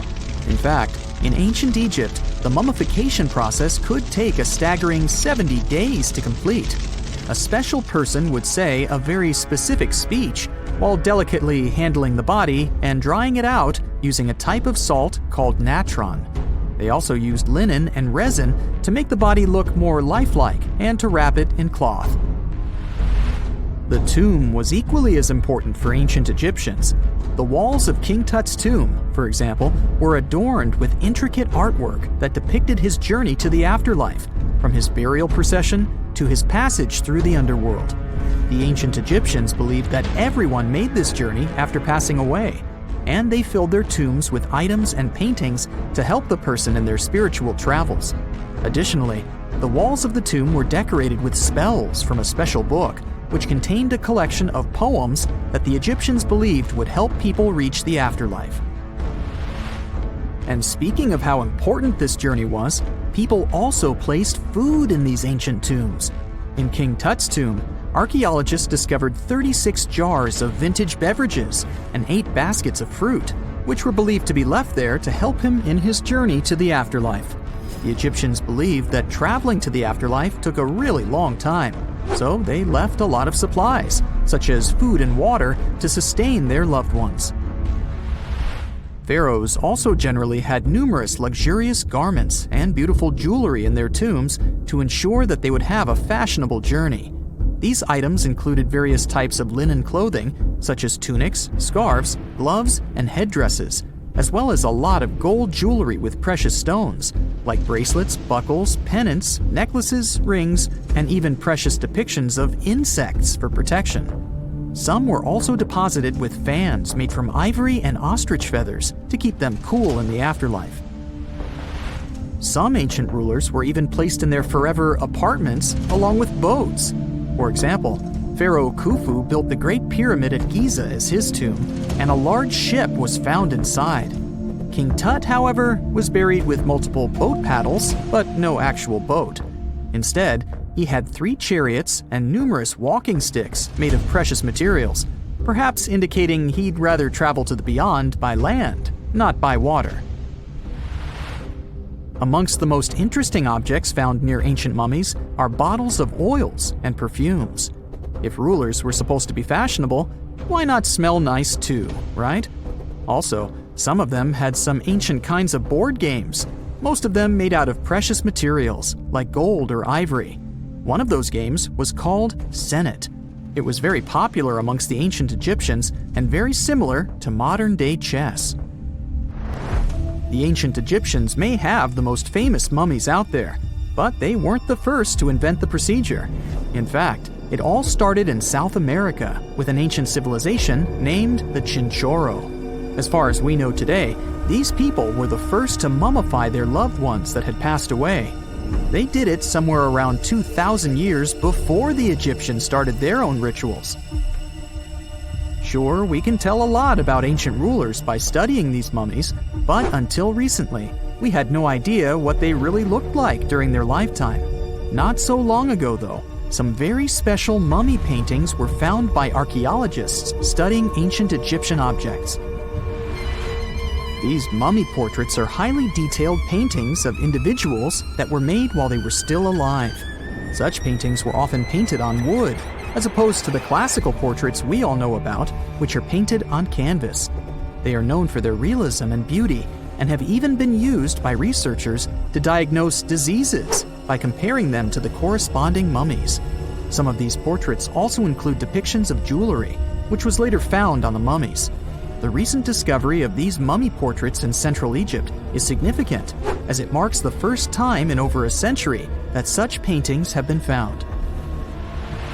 Mummies appeared all around the world naturally, too. Mummification can occur without people intervening because of natural conditions, like extremely cold or hot environments, places with a lack of oxygen, or accidental exposure to chemicals that preserve the body. These conditions don't allow bacteria to grow, resulting in the body remaining more or less intact. Famous Otzi was one of these mummies. We know today he was a man who lived around 5,000 years ago in Europe. But upon his discovery in the Alps in 1991, Austrian authorities initially believed that he was a modern mountaineer because of how well preserved the body was. However, after the Iceman was removed from the glacier, it was determined that he was actually from the Copper Age. Whenever you hear about ancient ruins, you almost never picture them being suspended somewhere, or just randomly hanging on the branch of a tree, right? In fact, for most of the ancient artifacts we have exposed in museums all over the world, archaeologists did quite an impressive amount of digging. You see, buildings have this funny way of fading away over time if not properly taken care of. Sometimes we need to reuse some building materials, so an older construction may be sacrificed in the process. Other times houses are abandoned, and once they are exposed to the elements on the surface, like rain or sunlight, they don't really stand a chance. Some just simply crumble away due to good old erosion. So the only way a piece of architecture can survive the test of time is if it's somehow gotten buried deep down. Now, how did they end up buried in the first place? Well, it's quite the comedy of errors. Ancient cities had a habit of gradually raising their ground level like a kid adding toppings to their ice cream sundae. You see, these settlements were always busy collecting food and building materials to keep up with their ever-growing population. But hey, who has time to deal with waste and rubbish? It wasn't exactly high on their to-do list back in the day. So when it came to building new houses, ancient civilizations found it much easier to save their sweat and tears by piling up the rubble and constructing right on top. But that's not all. Rivers would also occasionally flood and deposit a layer of sediment on the city floors, further encapsulating those ancient constructions. And in those dry regions like the desert, where the wind likes to show off its sand and dust dance moves, you can bet it was a constant struggle to keep the establishments clean. One hilarious example is the Sphinx, which had its head buried in sand until a group of archaeologists unearthed it in 1817. Some ancient towns eventually got covered up because they were completely abandoned. With less human activity to control their expansion, plant seeds couldn't resist the opportunity and sprouted all over the place. They gobbled up carbon dioxide from the air and grew, adding more and more bulk to the ground. Those cheeky roots even decided to stabilize the soil made from decaying plant matter, creating layers upon layers of earthy goodness. It's like the ultimate DIY project Mother Nature embarked on, with plants as her loyal helpers. The act of digging into the secrets of ancient civilizations is not just about unearthing a lost world. It's also an epic quest to reveal the hidden treasures beneath layers of history. But how do archaeologists know where to dig in the first place? If everything is covered in layers upon layers of sediments, debris, and plant roots, they must have some sort of system they rely on before embarking on a new project, right? For starters, they're not always the ones suggesting an archaeological dig in a certain location. Let me explain. Let's say you're a contractor and you want to build a new fancy apartment complex in your city. Some local legislations have certain requirements before your project can start, though. For instance, before anyone starts building on a piece of land, they might need to bring in specialists to check the soil. These clever folks can be archaeologists, geologists, or paleontologists, and they need to keep an eye on things during development. If any artifacts or ecofacts, fancy word for organic remnants, are discovered, these experts swoop in to excavate and study them. But what about sites that have nothing to do with bulldozers and yellow hats? Archaeologists have more than one trick up their sleeves when it comes to locating ancient hotspots. They dive deep into historic records with a healthy dose of detective work. By sniffing out old documents and maps, they can piece together the puzzle of human activity in a specific area. If a site has been visited before, it's even better. Finding records of past excavations or historical accounts can give archaeologists lots of information on where to continue their treasure hunt. Before archaeologists start swinging their shovels, they engage in a bit of a visual scan mission. Armed with a grid system, they'll stroll around the site, keeping their eyes peeled for any artifacts that might be hiding just beneath the Earth's upper layer. From groundstone tools to historic glass and even ancient garbage dumps, yes, they're all so valuable. These keen-eyed explorers can spot signs of human activity faster than most people. If they stumble upon midden soil, fancy term for a garbage dump, they know for sure that humans once called this place home. Archaeologists don't just rely on their trusty shovels, though. They have an arsenal of gadgets to aid in their search for hidden wonders. Geophysical tools are like their secret weapons. Take the resistivity meter, for example. This clever contraption measures the electrical component of the soil and any buried features or artifacts. A buried wall, for instance, will create a different resistivity reading than the surrounding soil. Magnetometers and ground-penetrating radar work in similar ways, showcasing potential hints of ancient treasures in the soil. And who could forget our trusty old friend, the GPS? It helps archaeologists map out precise locations, like a high-tech treasure map, leading them straight to their pot of gold. Care to virtually visit some of the most important archaeological sites in the world? Well, follow me. In the United Kingdom, for instance, you'll find this interesting place called Stonehenge. It's one of many henges scattered around, but this one really takes the cake. Picture this: massive ancient stones standing tall and proud, arranged in a funky outer ring and an inner horseshoe, with some smaller stones thrown in for good measure. And guess what? These amazing stones have been around for over 5,000 years. Talk about a serious case of rock-solid longevity. Now, here's where it gets interesting. According to local folklore, the legendary wizard Merlin whipped out his magic wand and poof! He teleported these massive stones all the way from Ireland. Apparently, some giants had assembled them there, but Merlin decided they would look much better at their new location. Others think it's just the ruined remains of an old Roman spiritual edifice. These amazing structures were built by our Bronze Age ancestors. With their simple tools and limited tech, they managed to create this monumental masterpiece. Impressive, right? Unfortunately, there's still so much we don't know about this area. Stonehenge's initial purpose remains a mystery to this day. Sure, there are lots of theories, but scientists have yet to agree on the subject. However, we do know that it's perfectly aligned to catch the sunrise during the summer and winter solstices. The ancient city of Pompeii is an equally amazing archaeological site. Picture this: Mount Vesuvius, a notorious troublemaker, decided to throw a volcanic tantrum and completely covered this ancient Roman city. It turned it into a time capsule, located outside present-day Naples in Italy. Fast forward to the year 1748, when a bunch of adventurous explorers stumbled upon Pompeii. Lo and behold, they discovered a treasure trove of well-preserved goodies: streets, houses, food. Probably a bit stale by then. Blingy jewelry, fancy sculptures, colorful frescoes, everyday household items, and even animal and human remains. It was like an epic archaeological party. From the looks of it, Pompeii had it all. Fancy houses and villas, a massive 20,000-seat arena, cute little artisan shops, hangouts like taverns. And let's not forget the saucy spots like those luxurious bathhouses for some intense pampering. There's also the Sanctuary of Apollo, where people used to gather for their daily dose of worship. And of course, the bustling heart of the city, the Forum of Pompeii, where all the cool people used to hang out. And guess what? Pompeii is so cool that it made it to UNESCO's World Heritage List back in 1997. That's like the ultimate Hall of Fame for historical awesomeness. It also includes many other famous buildings and sites, like the Taj Mahal in India and the Acropolis of Athens in Greece.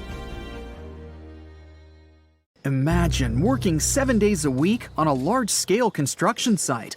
You, along with thousands of others, carry millions of stone blocks and put them on top of each other according to a complex system. You work without modern construction equipment. You have no air conditioning or constant access to water. It's so hot outside that you can fry eggs on the road. You've been building the pyramid for decades, and now, when it's finally done, you enjoy the result of the colossal work of thousands of people. You're looking at a giant cultural monument of global value that will freeze in time and amaze people for tens of thousands of years. A few thousand years have passed. People in the 21st century see the pyramids and are like, "Wow, I can't believe humans have built this." Yeah, the people who built the pyramids wouldn't have appreciated such a theory. But actually, there are reasons to believe that people built it using some fantastic technology. From the outside, it seems the Great Pyramids are just big triangles of stone. People just put some heavy blocks on top of each other, and that's it. In fact, the design seems too perfect to be true. The pyramid consists of more than 2 million blocks. They lay so close to each other and are so even that you couldn't squeeze even a thin sheet of paper between them. Scientists still can't figure out the exact technology for building the Egyptian pyramids. One of the biggest and most famous is the Great Pyramid of Giza. This huge construction, well known all over the world, has one big secret. There should be a capstone on top of the pyramid. It's a triangular-shaped stone block, a small pyramid on top of a huge one. It's also called a pyramidion. The builders of ancient Egypt made it out of granite and limestone and covered it with gold. No records or old drawings prove that there was a pyramidion at the top of the Great Pyramid of Giza. But there's another ancient Egyptian structure with such a triangle, the Red Pyramid. It was built before the Great One, and its capstone has survived to this day. Archaeologists have found and reconstructed it. But where could the capstone of the Great Pyramid be? It's a mystery that still has no answer. Some are sure that some thieves have stolen it from the top. Maybe they just climbed up and pushed the pyramidion down. It makes perfect sense. The capstone was probably the most valuable element of the pyramid. Many scientists and archaeologists still don't know its exact purpose. Some believe that this peak covered with gold glorified the pharaohs. The capstone reflected moonlight at night and illuminated the entire space around it. During the day, the capstone reflected sunlight with its shiny surface. You could have noticed it from afar. The top of the pyramid was a kind of guiding star for lost travelers. All other stone blocks of the pyramid consist of limestone. People polished them to make them look shiny. In the past, they were even glowing and reflected light. You could see glowing pyramids from space, although they looked like tiny lights. Over thousands of years, winds, sandstorms, and rains have changed the pyramid's appearance. If people had taken care of them all this time, they would have looked like something out of science fiction movies, or the pyramids from Las Vegas. But unfortunately, we will never see their original appearance. Some archaeologists and scientists believe that the capstone could absorb the sun's energy and distribute it evenly throughout the pyramid. No one knows precisely why the Egyptians needed this technology. There's a theory the pyramids are ancient energy systems. The pharaohs applied this energy to use some unique technologies that were more advanced than all the achievements of the 21st century. And the triangular shape of the pyramids was ideal for boosting this electromagnetic energy. In theory, solar radiation, or electromagnetic forces, accumulated at the top of the pyramid, filled the inner rooms, and then went down the walls to the base. Any surface distortion could prevent the flow from spreading, so they had to create a perfectly smooth surface. That's why they installed the blocks so that nobody could squeeze a needle or razor blade between them. Many people believe in this theory because they built the pyramids from limestone. This material can hold energy inside itself. In the inner part, they created granite deposits to cause air ionization, that is, to create an electric charge. They also dug channels under the pyramid for water to transmit electricity. And at the top, they put a gold capstone, the best conductor of electricity. So, this is how you get a great power generator. Different cultures used similar technologies to create electricity all over the world. But these are all theories. If it had been working, humanity would have used these technologies today. There are mentions of the metal industry, chemistry, engineering, physics, mathematics, and astronomy in some ancient records. Most scientists don't believe in all these things.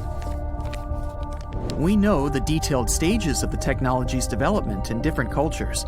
In the 21st century, scientists, historians, and anthropologists can track the evolution of all modern devices. If people had created some technological inventions in ancient times, the history of the world would have looked different. Perhaps all the achievements of antiquity could have been wiped off the face of the earth by global cataclysms, and it can happen to us. Just imagine how people would dig up a laptop in 5,000 years. Perhaps they wouldn't understand what kind of device it is. Another Egyptian wonder surrounded by mystery is the statue of the Sphinx. The Egyptians carved it out of a single massive piece of limestone about 4.5 thousand years ago. But scientists still don't know the exact date of its construction or who built it. People painted the Sphinx in different colors, so it looked much brighter and more vivid in the distant past. It was shining just like the Great Pyramids. Anyway, time hasn't only changed its appearance, but its name too. Initially, the Egyptians called it Horemheket. The Greeks renamed it the Sphinx about a few hundred years after it had been built. The Sphinx emphasized the greatness of the rulers of Egypt. It also performed a symbolic function of a watchdog guarding the tomb of the pharaoh and the paths leading to it. This version sounds realistic, since archaeologists have discovered many secret entrances at the foot of the Sphinx. Perhaps these rooms and intricate tunnels lead to underground halls with treasures. And treasures don't always mean gold and jewelry. According to legends and theories, the Sphinx guards the Hall of Records, the storage of all humankind's knowledge. The information about the ancient mythical state of Atlantis could be there. You can find many detailed maps of the internal dungeons of the Sphinx on the internet. They show structures 12 stories deep under the statue. It looks like a small city filled with gold, scrolls of knowledge, and various ancient artifacts. But don't believe all these maps. These are just theories. Several thousand years have passed, but people have very little information about it. Archaeologists know that there are still many strange and exciting things about the Sphinx that are still undiscovered. Some locals are afraid to research because they believe they can awaken something terrible from the underground depths. Therefore, it's mostly scientists from other countries who conduct the excavations. In 1998, scientists discovered strange tunnels leading to empty rooms under the Sphinx. They realized that some people tried to get there through tunnels in the past, and maybe those people took all the treasures that were there. One of the legends says that some powerful artifact lays beneath the Sphinx. Its technology can change the whole world, but the locals are hiding it because it can damage the planet. Some believe that you can find evidence of unknown technologies painted on the granite walls in the pharaoh's tombs. But most likely, these paintings and signs tell us the myths and legends of ancient Egypt. But what if Egyptian symbols and drawings are detailed instructions for using ancient technologies? What if the locals that lived at that time thought, people in the future won't be able to get energy themselves. Let's leave some detailed instructions for them. Anyway, there are many riddles and theories. In reality, the search for answers is a dangerous undertaking, since it's not easy to get into the underground halls. Excavations can ruin the structure of the entire Sphinx. Any person inside the tunnels may get lost and never be able to find their way back. Besides, it costs a lot of money. Now, what would be awesome is if people could invent some device that could scan underground areas and show their detailed models. They found the tomb of a royal doctor who lived over 4,000 years ago, a man who held pharaohs' lives in his hands. This man knew secrets that only deities and kings were allowed to hear. And yet, when they opened his tomb in 2024, there was no body, just vivid paintings, untouched by time, and cryptic symbols carved into stone. Who was he, and why was he buried with spells linked to a scorpion deity? The tomb was buried deep beneath the sands of Saqqara. The doctor's name was Tete-Nebefu. He lived around 4,100 years ago, during one of Egypt's most mysterious turning points, right at the edge of glory and collapse. These were the final days of Egypt's Old Kingdom. The sun still glinted off freshly built pyramids, but the shadows were already creeping in. The pharaoh, Pepi II, had ruled longer than anyone before him, 90 years. But by the end of his reign, the country was cracking. The power was slipping, the regional leaders were rising, and the Nile floods grew unpredictable. In this shaky period, the mysterious doctor thrived. His tomb was discovered by a Swiss-French archaeological team in the shadows of old pyramids. The weirdest part was that when they uncovered his burial chamber, they found no body, no golden treasures either. Unfortunately, the tomb had been robbed long ago. But what remained was something even more fascinating: the words and images left on the walls. The paintings are still vibrant, bright colors that somehow survived all those years underground. The walls show jars, containers, strange abstract patterns, and geometric shapes. And then there are hieroglyphs, lines and lines of sacred script carved with precision, like someone had poured their soul into every curve. These inscriptions revealed who Teti Nebefu truly was. Turns out, he wasn't just any doctor. He was the conjurer of Serket. Now, Serket was the female deity of scorpions, sacred and terrifying. Egyptians believed she could stop venom, heal bites, and protect the living from toxic elements. The title, Conjurer of Serket, meant Tete Nebefu was a specialist in treating dangerous stings and bites.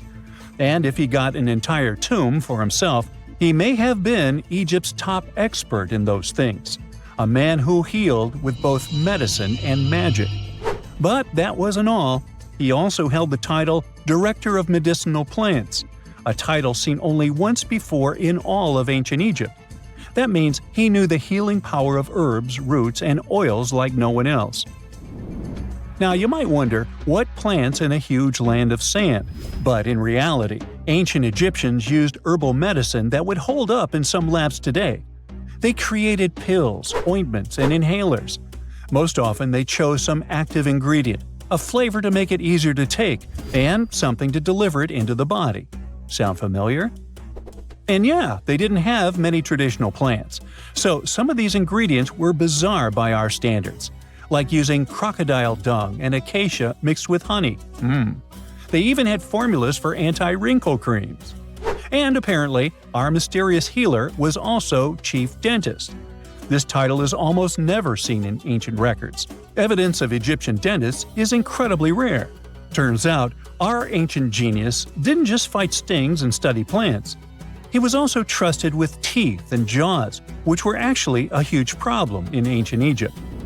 These people may have built wonders, but their teeth paid the price. Ancient Egyptians constantly caught grains of sand in their mouths. They often ate grit-filled bread and raw vegetables, which wore down enamel and caused a horrible condition called attrition. This led to tons of problems, including tooth loss. They had to improvise back in the day. For example, crafting the world's oldest known toothpaste from crushed rock, mint, and pepper, which ironically only made things worse for the gums. Or a toothpaste from things like eggshells, pumice, and natron, a salty mineral used for cleaning.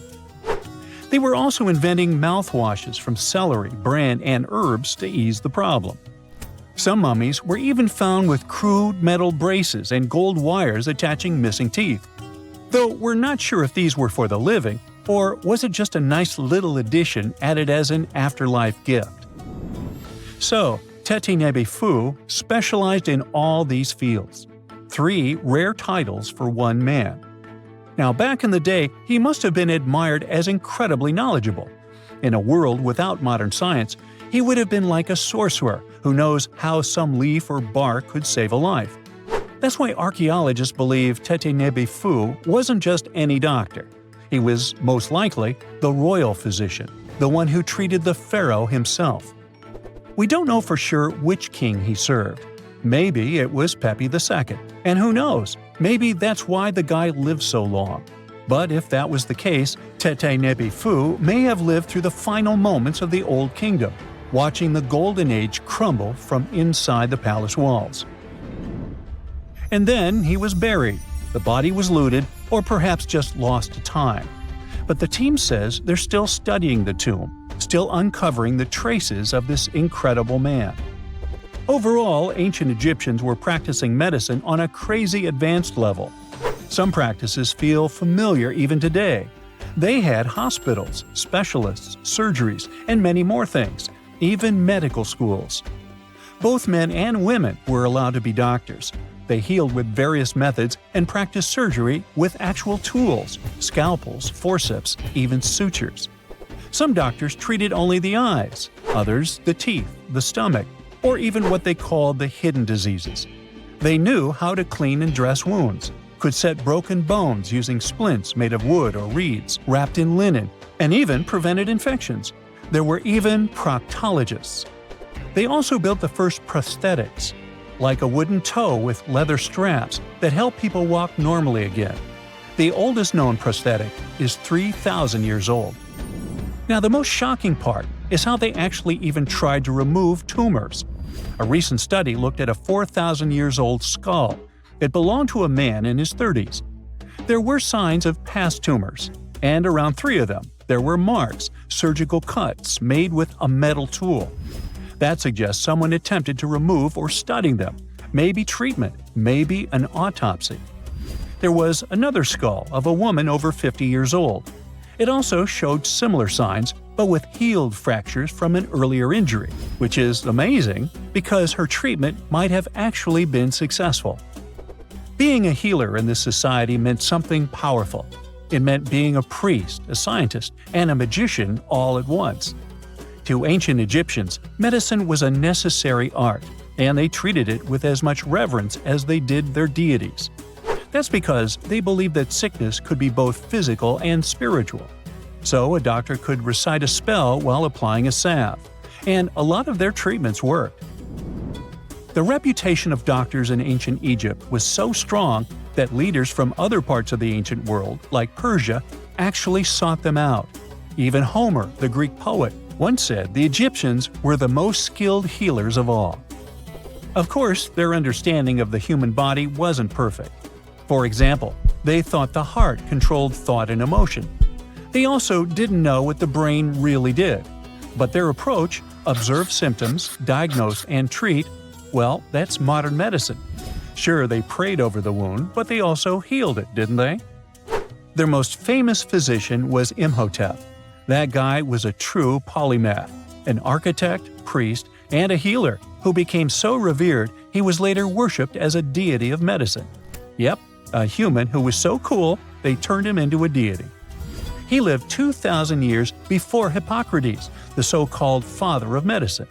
And yet, some people joke we should drop the Hippocratic Oath altogether and swear an Imhotepic Oath instead. These people weren't just laying the foundations of pyramids, they were laying the foundations of healthcare. Secant, cosine, tangent, sine, 3.14159.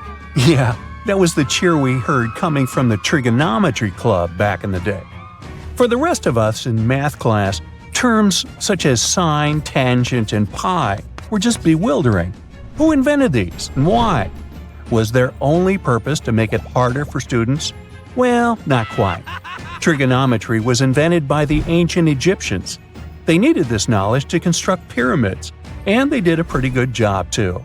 The Great Pyramid in Giza still stands today, some 4,500 years after it was built. No recalls either.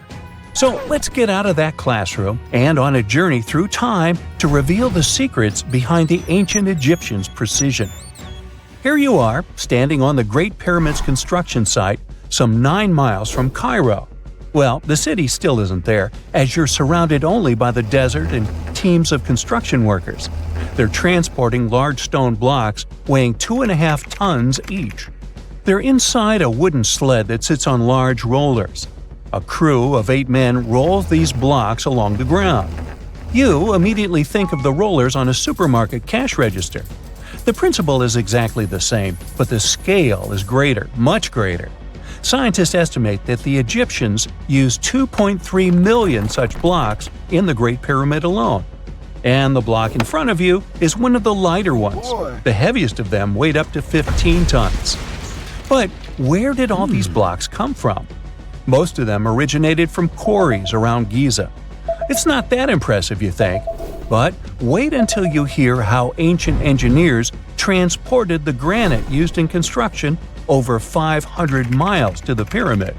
There were no railways or highways back then, but the mighty Nile was always there. Researchers even believe that the Egyptians dug a canal to connect the Nile directly to the pyramid's construction site. All they had to do then was to wait for the flood season to begin, and voila! The rising water levels floated the heavy stone blocks for them. But how did they lift the enormous stones on dry land to stack them up to the top? Did they use oversized cranes? Well, ancient Egyptians worked around this problem, literally speaking. One of the workers is now pointing to the giant ramp going around the pyramid they're building. This is how a mountain road zigzags its way to the top. If the ramp went directly to the top of the pyramid, then workers couldn't pull the stone blocks along it. It would be too steep. Scientists have calculated that 8% could be the maximum incline. So ancient Egyptians just extended the ramp around the pyramid. Again, these are all theories, as the ramp could have been inside the pyramid, as some researchers suggest. The exact building method is still a mystery, guarded by the Sphinx. That's its real name, right? Wrong.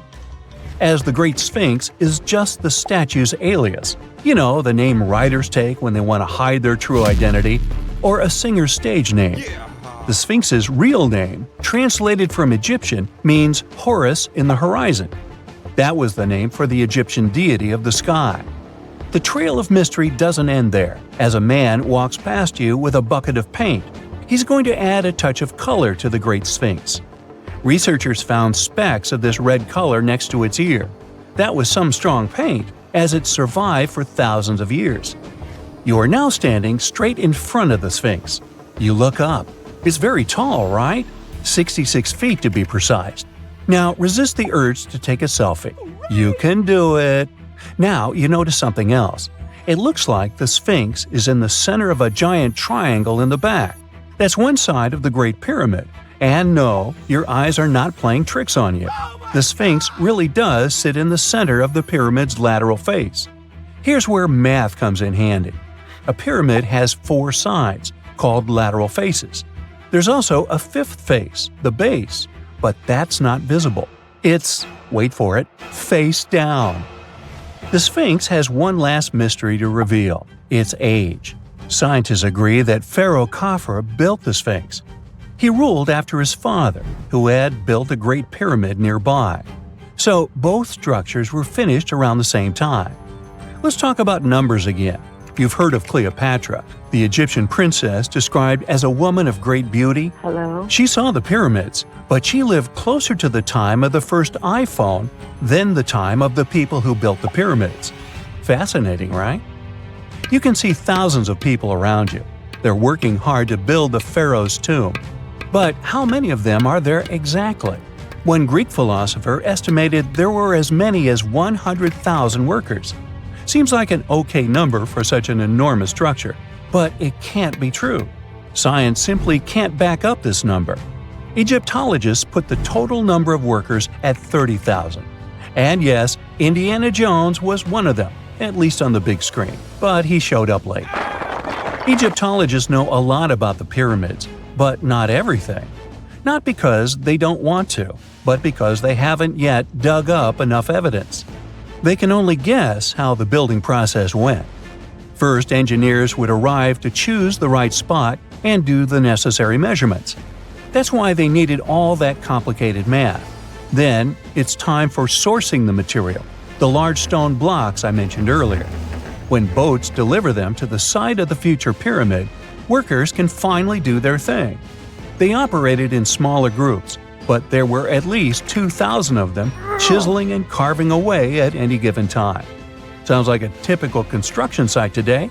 Well, that's because it is, just thousands of years ago. It's amazing what ancient Egyptians were able to achieve with just copper and stone tools. The pyramid is now complete in front of you. But is it the same pyramid we see today? Why is this structure shining bright in the desert sun? Isn't it supposed to be a dusty yellow color? Well, no.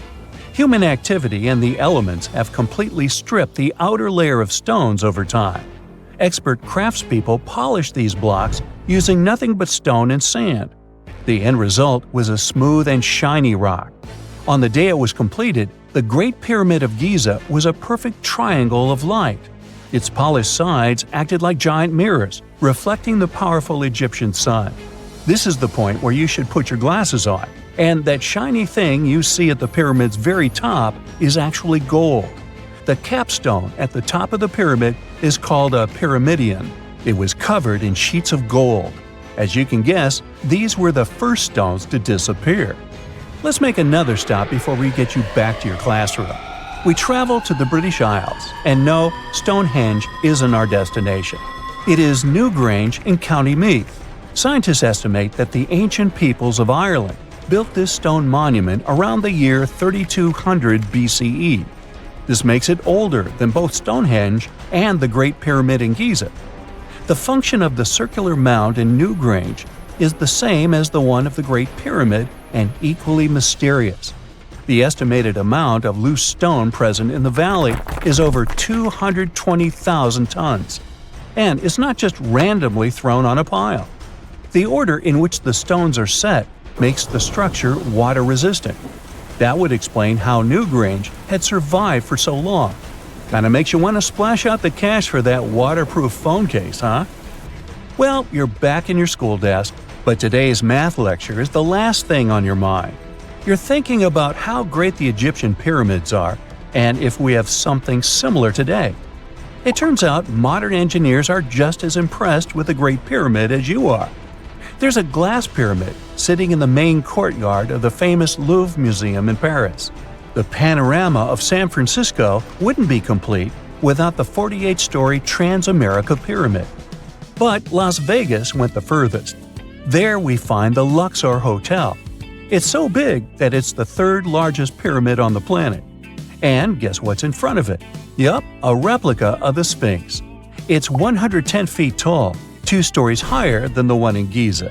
Yeah, everything's bigger in Vegas. If someone finally invents time travel and you hop on a trip to the past, you won't recognize many of the things you know and love today. The Statue of Liberty and the Egyptian pyramids, some basic gadgets like the remote control and your laptop, and even the corn you have for lunch have all changed beyond recognition. When the pyramids were originally built in ancient Egypt and Giza, and other places, they didn't look sandy brown at all. All of them were covered with white limestone. If you had seen them under the hot African sun, you'd have to look away. That's how smooth and shiny they were. Builders used around 6 million tons of this material for the Great Pyramid of Giza alone. It's the largest one you can still see on your trip to Egypt. The local rules were quite a thrifty crowd, and they reused some of the casing stones for other construction projects. A massive earthquake in the 14th century has also loosened some of the stones, so you won't see a lot of limestone, but some of it is still there, on top of the Pyramid of Khafre in Giza. It looks like it has a second peak on top of the first. In ancient times, all pyramids used to have capstones called pyramidions, covered in a mix of gold and silver. Most of them have been lost over the centuries, but you can still see a few of them at museums. They show images of Egyptian deities. The pyramids were probably modeled after a sacred pointed stone, the benben. It represented the rays of the sun. Now, lifting heavy rocks wasn't so simple without the tech we have today. I guess you'll agree with me if you helped your friends move at least once, and they made you carry the couch. But those smart Egyptians of the past thought of that and chose the pyramid shape. It lets the weight distribute evenly throughout the whole thing. The Statue of Liberty has also had a major makeover since it was first unveiled in 1886. Believe it or not, it used to be a shiny brown color, just like a penny. 20 years later, it changed its color to green. It wasn't a fashion statement, but a chemical reaction. The statue is covered with hundreds of thin copper sheets. When copper reacts with air, it naturally forms a protective layer called verdigris. This layer protects what's under it from corrosion, and that's why statues and other things made of copper, brass, and bronze can last so long. When Lady Liberty first turned green, people in authority decided it would be a good idea to paint it all over. It was way before social media, so you couldn't just drop an angry comment under the post describing the idea. But they wrote about it in the local newspapers, and the public didn't love the idea. Then the Times interviewed a copper and bronze manufacturer, and he confirmed they shouldn't repaint it, because removing the protective layer would mean destroying the statue. Over the years, people have suggested painting Lady Liberty several times, but no one has ever done it. I don't know about you, but I can't imagine that lady in any other color, so I guess it's for the better. You love bananas as much as I do? Next time you enjoy a juicy soft one, remember you gotta thank selective breeding for that texture. The original wild bananas had many large, hard seeds and not so much delicious pulp. And hey, who doesn't like a sugary watermelon? It has a history of over 5,000 years, and it used to have bitter yellowish white flesh and was really tricky to open. Selective breeding saved the day again, and watermelons got way sweeter. Japanese scientists went further and invented the seedless version. Corn's grandmother is a Mexican grass called teosinte. The kernels in this grass were small and hard to get. Farmers from many thousands of years ago saved the seeds only of those plants that were larger or tastier, or with kernels that were easier to grind. Thanks, my friends, for giving us the corn that's edible and even delicious. And just imagine, wild avocados were so small that they could easily fit in the palm of your hand. The pit in them was so large you wouldn't find much edible material inside. They also had a much harder shell than the ones we're used to. You probably wouldn't get a lot of work done without your beloved computer today, but I can't tell you exactly whom to thank for this invention. The ABC from 1942 is one of the contendants for the title of the first computer. It's short for the Atanasoff Berry computer, named after its inventors at Iowa State University.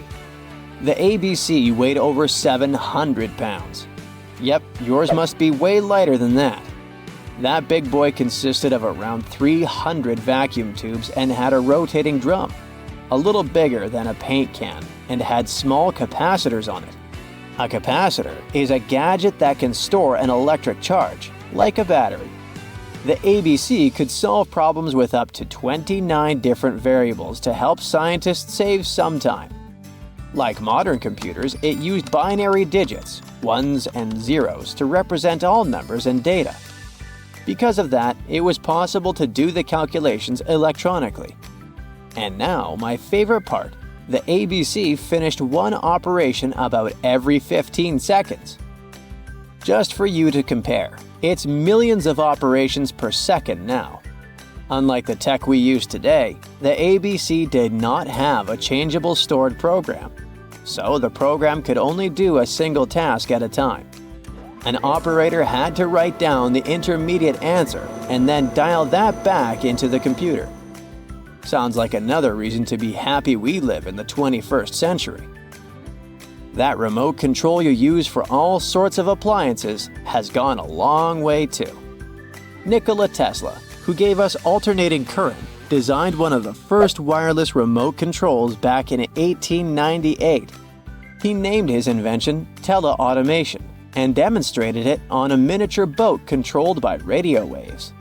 The boat had a little metal antenna attached to it. Tesla sent signals to the boat using a box with a lever and a telegraph key, which was his version of a remote control. Those signals set electrical contacts on the boat into motion and moved the rudder and the propeller, and Tesla was controlling the boat.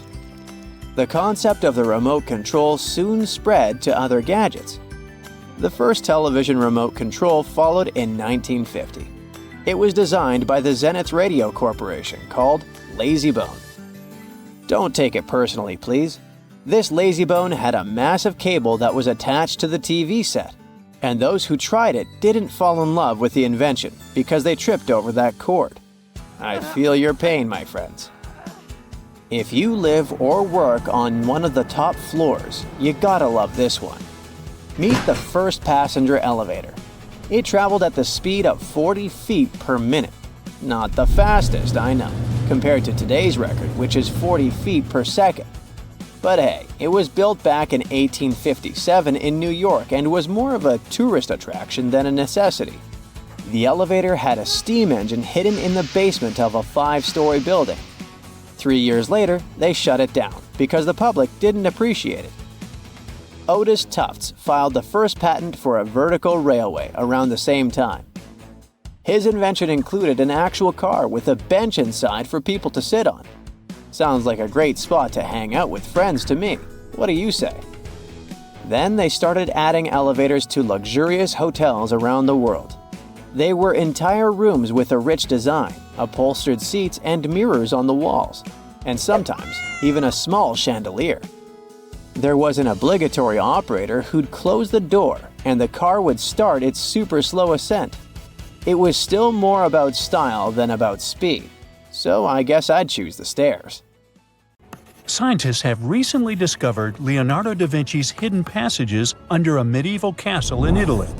They followed a newly found 15th century sketch by the creator of the Mona Lisa and found one of the unexplored architectural wonders from the age of the Renaissance. Construction of the Sforza Castle started back in 1358, but it was destroyed about a century later during a local crisis. Then, in 1450, Francesco Sforza, the Duke of Milan, decided to rebuild it on the old ruins. After he passed away, his son Ludovico took over and kept improving the castle. He brought in some of the best artists of the time, including Leonardo da Vinci, to decorate its walls. We can still see Leonardo's frescoes today in the Room of Wooden Boards. While he was working at the castle, da Vinci also recorded some historical underground passages hidden beneath the outer wall. The drawing, dated between 1487 and 1490, was found at the Institut de France in Paris. The sketch is highly precise, and it proves that Leonardo was really interested in fortification design and was great at documenting existing structures. Historical records show that Ludovico ordered the building of an underground passageway that led straight to a basilica, where his wife was buried. Ludovico married Beatrice in 1491, and they had a happy but tragically short marriage, as Beatrice passed away while giving birth in 1497. The Duke locked himself away for weeks, grew a beard, and wore only black clothes while he was mourning his beloved wife. The secret tunnel may have stretched over a half a mile and would let Ludovico visit her grave in private. It could have served as an escape route if the castle was ever under siege. The existence of the tunnels remained one of the mysteries of the Renaissance for years, as no one knew for sure they were there. But now, scientists finally uncovered the secret history. They used a combination of ground-penetrating radar and laser scanning to build up an accurate 3D model of all the structures under the castle. They found the tunnels da Vinci alluded to in his drawings, and it looks like they may have only been a small part of a whole system of historical underground passages. The goal is to create a complete digital twin of the castle that will not only show all the preserved constructions, but also the ancient ones that are no longer visible. They also plan to add augmented reality to the virtual paths to let visitors discover Leonardo da Vinci's hidden passages. Now, we don't know if the genius actually took part in constructing the hidden passages that scientists recently discovered, but we do know about some other Leonardo da Vinci inventions. He created the first satellite-like map in 1502, long before photography or satellites were even a concept. A famous figure in Italy, Cesare Borgia, invited Leonardo to a small town called Imola, near Bologna, to create a highly detailed map for him. Back then, maps were not very precise, as no one had figured out how to show exact distances on a smaller scale. Instead, people spent a lot of time decorating them with dragons, roses, fancy castles, mountain ranges, flowers, and other artistic details. These maps look more like beautiful paintings meant to be displayed, rather than practical tools for navigation. But Cesare Borgia wanted something truly functional, and Leonardo managed to create something revolutionary in the field of cartography. If you compare satellite images of Imola today with Leonardo's map, the similarities are striking. He captured every alley, curve of the streets, roadways, and even the exact sizes of the buildings. And he did it all by hand, using just a pencil, ruler, compass, and several of his own clever inventions. To gather all the necessary data, the genius walked through the streets for weeks using a large wheel that spun as he moved. recording the distance with a cable. Using the magnetic compass, he determined precise directions. He also developed a tool called the bussola, which measured angles inside a circle. With this, he could track the exact turns of each street and the size of the intersections. He figured out the distances between houses and major roads. Then, back at home, he used his notes and calculations to draw the map to scale with incredible precision. In his work, Da Vinci also used a technique developed by Florentine humanist Leon Battista Alberti. He created a mapping method where you could place an entire city inside a circle using polar coordinates. At the center of the city, 8 straight lines met, representing the main directions of a compass. Leonardo used this system to divide the town into 8 sections. He didn't overlook even the smallest buildings, which made his map one of the most advanced of its time. The Italian genius had a big dream to build a machine that could let people fly. He studied how birds, bats, and kites move through the air and designed a special flying machine. He believed that if he could copy their movements, humans might be able to soar like them. Da Vinci's design looked a lot like a bat, with 2 large pointed wings that stretched over 33 feet wide. He planned to build the frame from lightweight pine wood and cover it with raw silk to make it strong but not too heavy. The person flying it would lie on their stomach on a wooden board in the center. To make the wings flap, the pilot had to pedal a crank with their feet, which was connected to a system of rods and pulleys. There was also a hand crank for extra power and even a headpiece to help steer. As the person moved their hands and feet, the wings would flap and twist, just like a bird's. But there was one big problem. Humans aren't strong enough to make the machine lift off the ground. Even though it might have worked once in the air, there was no way for a person to get it flying on their own. Leonardo probably realized this, but his amazing idea still inspired flying machines that came centuries later. Da Vinci was way ahead of his time with many of his inventions, but his idea for a humanoid robot was especially futuristic.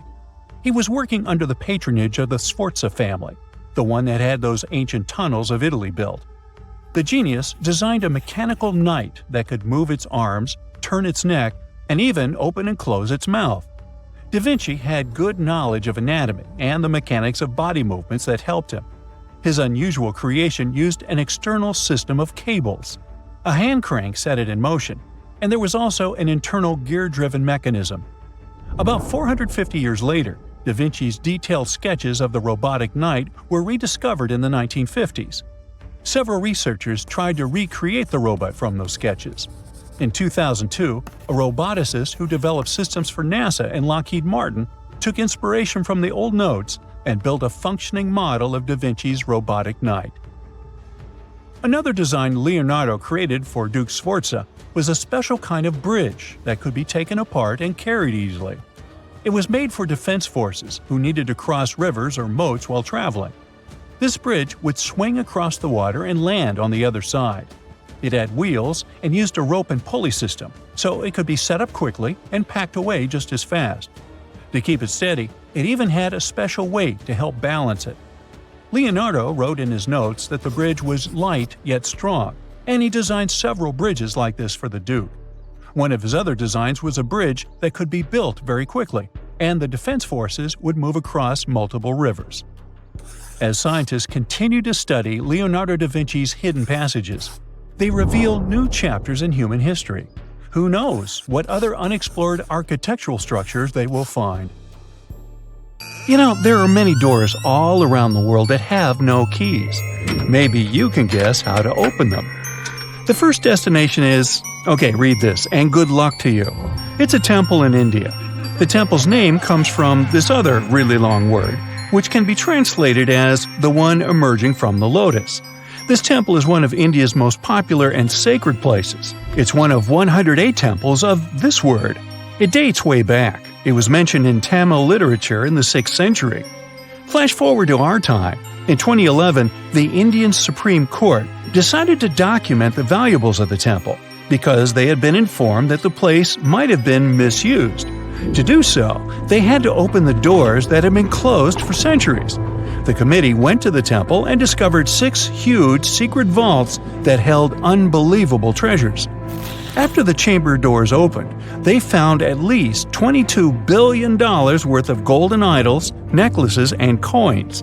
The officials also discovered ceremonial costumes and gold coconut shells with jewels.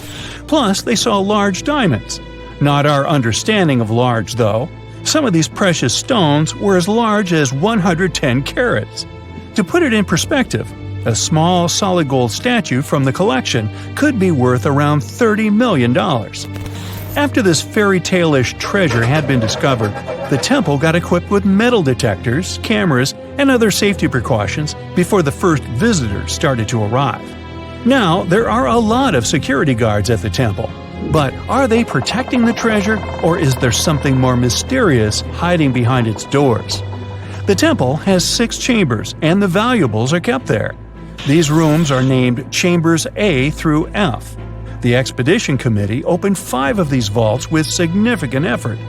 But the most bizarre thing is that, despite all the efforts involving existing tech, the mysterious Chamber B still wouldn't open. On the side of the door, 2 carved cobras are welcoming you. The door works as a gate. You can easily see it with the unaided eye, just like the doors leading to other chambers. Surprise! Experts discovered 2 more doors behind the first one. The second door is wooden, and the last one is made of iron. Strangely, the last door was sealed.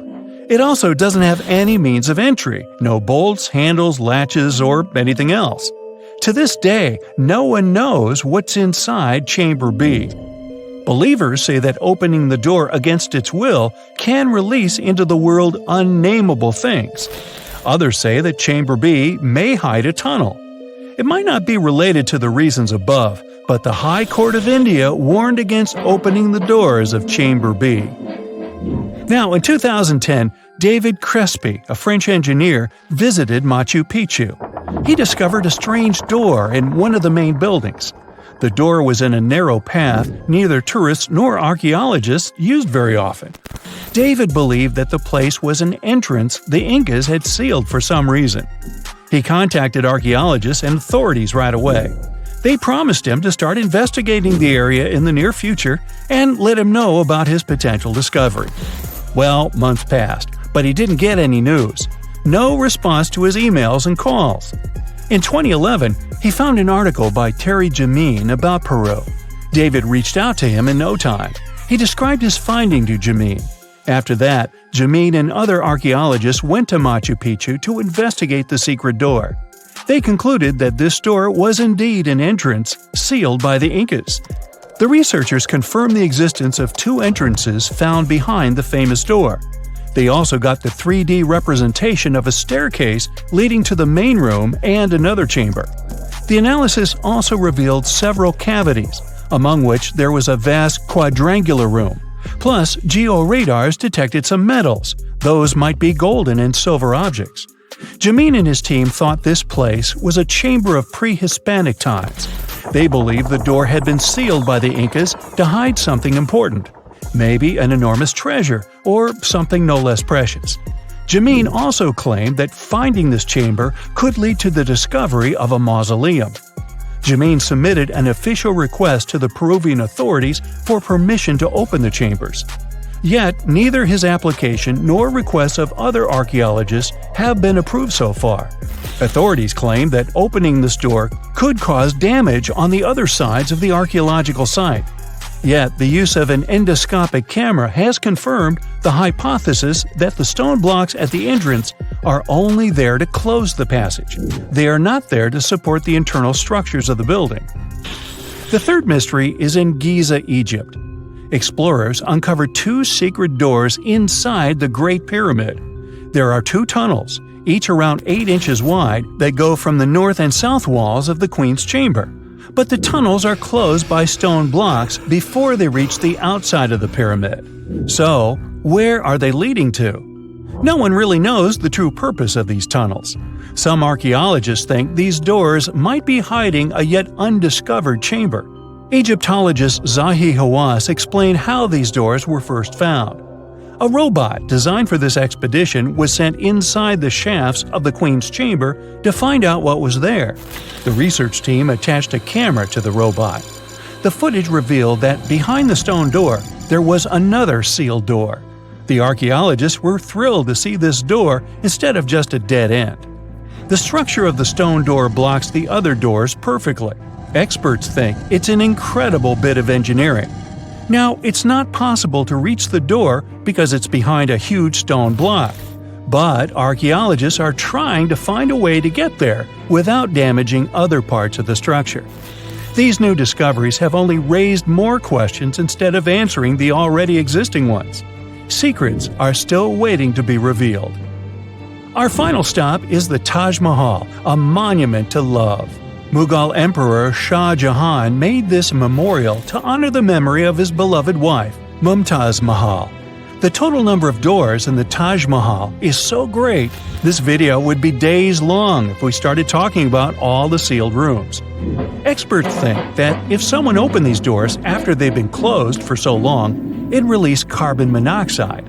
And when this gas meets the marble, it forms calcium carbonate. That's why this could lead to the appearance of cracks in the minarets of the Taj Mahal. Also, a legend says that if these doors get open, a dreadful curse will be unleashed from the mausoleum's underground chambers.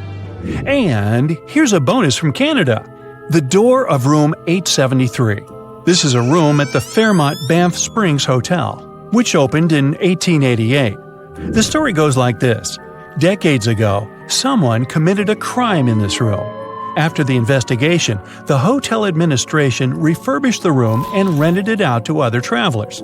But rumor has it, other guests who stayed in the room later also faced unpleasant situations. They reported hearing strange noises. The TV in the room kept flickering. It's guessed that the door of room 873 was sealed with bricks. Curious guests who heard these mysterious stories wander along the corridor where the room used to be and knock on the walls to contact potential ghosts. Well, which of these secret doors would you like to open? The story goes that two Mayan twin boys loved to play ball. Sure, they were really good at it, but they also made a lot of noise when playing. The lords of the underworld soon became bothered by the sound and summoned the two boys to the underworld, a place the Mayans called Xibalba. As soon as the boys reached their gloomy destination, the lords of the underworld began putting them through a series of tests. Soon enough, the inexperienced twin boys failed the tests and lost their lives. But this was not in vain. This sad event resulted in the appearance of a beautiful fruit tree. Soon enough, a young woman saw a beautiful fruit on this tree and reached up to pick it. Legend has it that soon after that, she gave birth to another set of twin boys named Hunahpu and Gobekletepe. Just like their ancestors, these twins were great ball players, but they were equally as loud, and the lords of the underworld became annoyed again. They decided to ask this pair of twins to come to play a game in the underworld, hoping to get rid of them too. When the twins arrived, the lord sent them through a number of frightening places. The first one was the House of Gloom, which was very dark. They then passed through the House of Knives, where they had to avoid getting injured. The twins then built a fire in the House of Cold, so that they didn't freeze, and ran through the House of Jaguars, where they tricked the animals into not eating them. Finally, they entered the House of Bats, where they seemed to have lost their luck. One of the bats managed to run off with Hunahpu's head. The lords then challenged the twins to play ball with them, but the boys were clearly at a disadvantage. Gobekletepe placed a turtle on Hunahpu's shoulders to make up for his lost head, and they began playing. As the lords became distracted by an animal near the court, Gobekletepe stole his brother's head and placed it back in its place. Much to the annoyance of the lords, the twins were now able to tie the game. Hunahpu and Gobekletepe continued to perform a series of tricks for the lords of the underworld. One of them involved Gobekletepe injuring Hunahpu and then bringing him back to life. The lords were so impressed by the twins' performance that they asked them to do the same trick on them. Of course, the twins agreed, but after performing their trick on some of the lords, they refused to revive them. Seeing what had happened, the lords of the underworld admitted defeat and begged for their lives, promising not to intervene in the lives of people ever again. Hunahpu and Gobekletepe were happy to have avenged their ancestors and gained the respect of the lords. Legend has it that the lords of heaven were so impressed by the twins that they took them to live in the sky by turning them into the moon and the sun. The Maya civilization was one of the most dominant indigenous societies in history, and their folklore and traditions are still discovered and studied today. They used to live in a territory called Mesoamerica. It was made up of modern-day Mexico and parts of Central America like Guatemala, Belize, Honduras, Yucatan Peninsula, and El Salvador. They lived from 1800 to 900 BCE and up to 900 to 1500 CE. Apart from their impressive legends, the Maya were very skilled inventors. They're known for their calendars, writing systems, farming methods, and sports. Their writing, for example, was found preserved on buildings and stone monuments, as well as in rare books and pottery. It's a system made out of more than 800 hieroglyphics in various combinations. Each of those signs was said to represent a syllable. Their writing system was deciphered by accident by Tatiana Proskorakov, an American woman who initially studied to be an architect. Since she didn't find a job in her field, she eventually became a Mayanist in her own right, despite not being academically trained. She was the first to notice that the Mayan upended frog glyph meant birth, and that their toothache glyph meant the date when the king ascended to the throne. It made it easier for scientists to pinpoint birthdays, as well as the names of the rulers of a specific Mayan dynasty. They also invented the concept of zero, which is seen as one of the greatest innovations in mathematics, physics, and human history altogether. Sure, even back then, people understood the idea of having nothing, but the concept of zero as a number is a relatively new invention. A fun fact about Mayans is that they really liked hats. The bigger your hat was, the more important you looked. Not only was it a sort of fashion statement, but it also made them look taller, which was a big deal for their aesthetic. The Mayans also came up with one of the most intricate and complex calendars in human history. It was the first to use zero as a placeholder. Their calendar ended on December 21st, 2012, which led some people to believe that it translated to the end of the world. Obviously, that was not the case.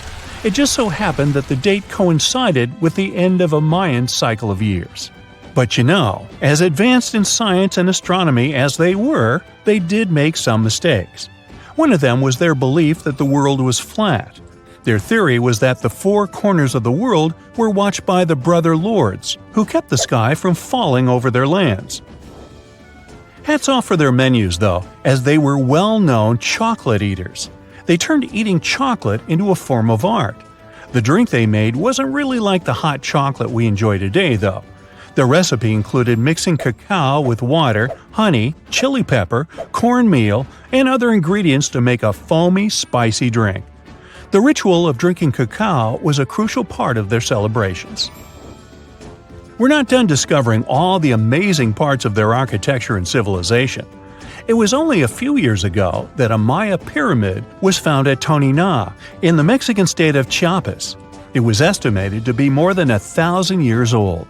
The reason why it escaped archaeologists for so long was that it lay hidden under what was believed to be a natural hill. The ruins of two Mayan cities have been recently discovered in the Mexican state of Campeche. Why didn't we find them until now? Well, they were concealed by really thick vegetation, which made it difficult for archaeologists to reach them. The Mayans didn't just disappear. Their descendants are still around today, many of them choosing to live in their ancestral homelands. You can find them in Guatemala, for example, where the Maya people make up the majority of the population. Overall, the Maya ethnic group contains people that speak different Mayan languages, such as Yucatec, Quiche, Quechua, or Mopan. They had no idea what a spa day was, but the Mayans really enjoyed a nice sweat once in a while. Sweat lodges were discovered around ancient Mayan sites. They were built out of stone or adobe. These rooms were an essential part of their cleansing and healthcare rituals. One of the earliest sweat lodges was found in Quello in northern Belize and appeared to date back 3,000 years. One of the most important parts of the Mayan culture was a ball game which they named Pix.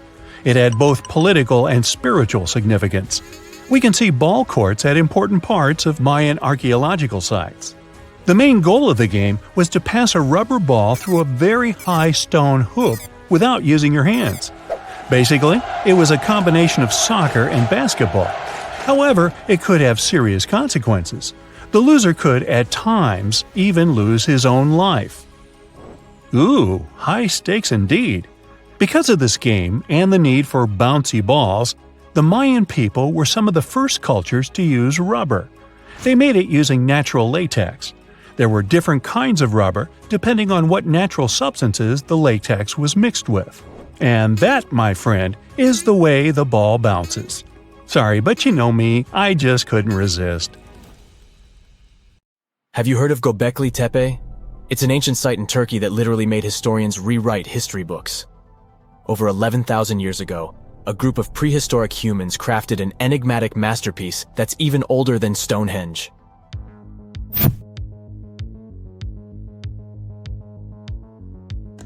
Before its discovery, archaeologists believed that people didn't know about iron and weren't good at making pottery.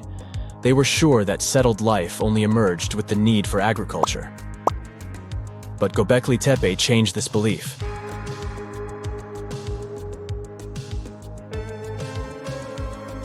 The place has revealed that it was the temple that paved the way for a settled life, not agriculture.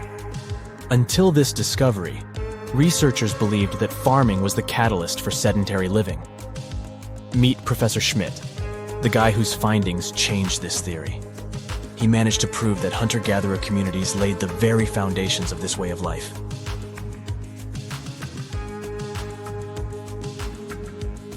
Back in the 1960s, other archaeologists visited the area, but they totally missed the mark.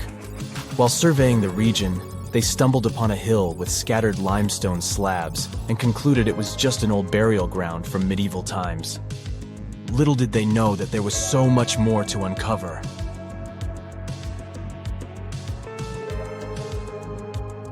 In 1994, Schmidt embarked on his own survey of prehistoric sites in the area. Surprise! He instantly realized he had discovered something truly extraordinary. Unlike the nearby flat and barren plateaus, Gobekletepe had a gently rounded top, rising 50 feet above the surrounding landscape. Funny enough, the translation of this place's name is Potbelly Hill. Schmidt was sure only humans could have made something like this.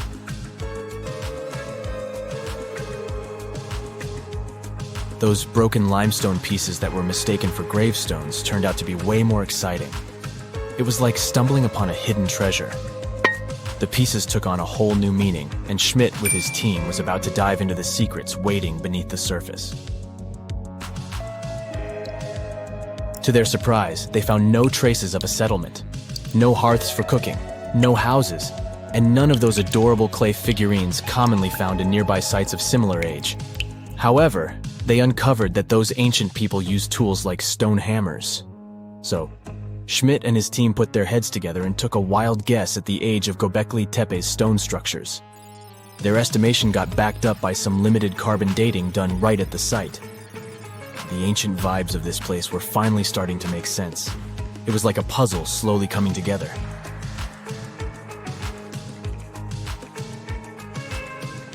You may think that back then, people didn't have special tools to create something as cool as Gobekletepe.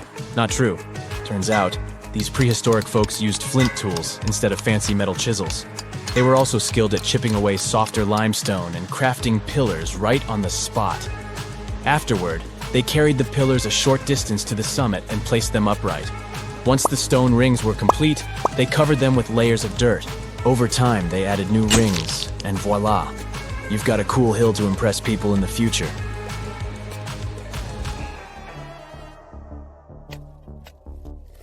During their first year of excavation, the team went through 15,000 pieces of animal bones from wild creatures.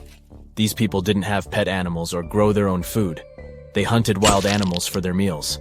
But things were about to change because the place had everything they needed to start farming. Scientists say they had wild sheep and wild grains that could be domesticated. And guess what? Just 20 miles away, geneticists found evidence of the world's oldest domesticated strains of wheat at a prehistoric village.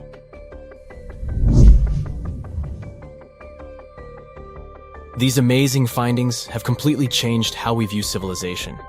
In the past, experts believed that people needed to learn how to farm and settle in one place before they could build temples and develop complex societies. But guess what? Schmidt's research flips that idea on its head.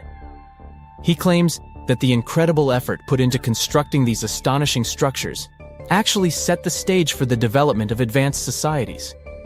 It means that societal and cultural changes happened before agriculture. Schmidt has this fascinating hypothesis about Gobekletepe. He thinks it could have been a special burial site where people left their loved ones. And here's the twist.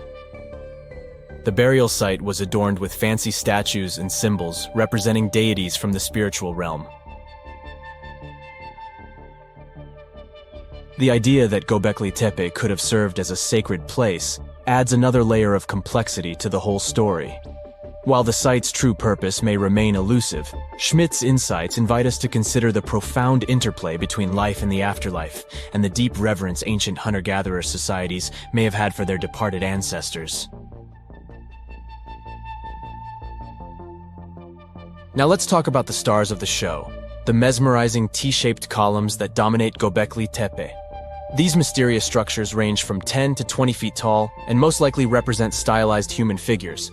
But one figure stands out from the rest, the three-dimensional lion relief. This depiction really fires up our imagination. Why? Because it hints at the possibility that lions roamed Anatolia during the Neolithic period.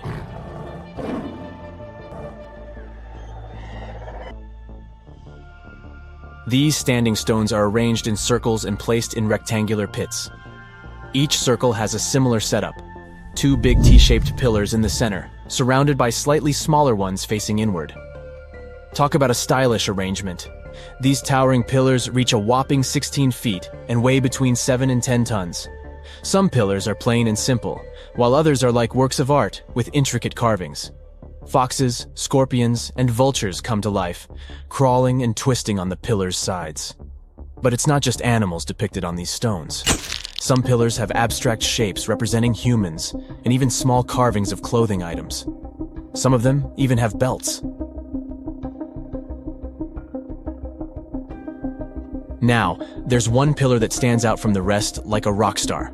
This super old stone pillar suggests that a comet crashed into Earth. It happened during a chilly period that lasted about 1,000 years. Previous studies examining Greenland ice cores hinted at this comet theory, but now the carvings at Gobekletepe prove it right.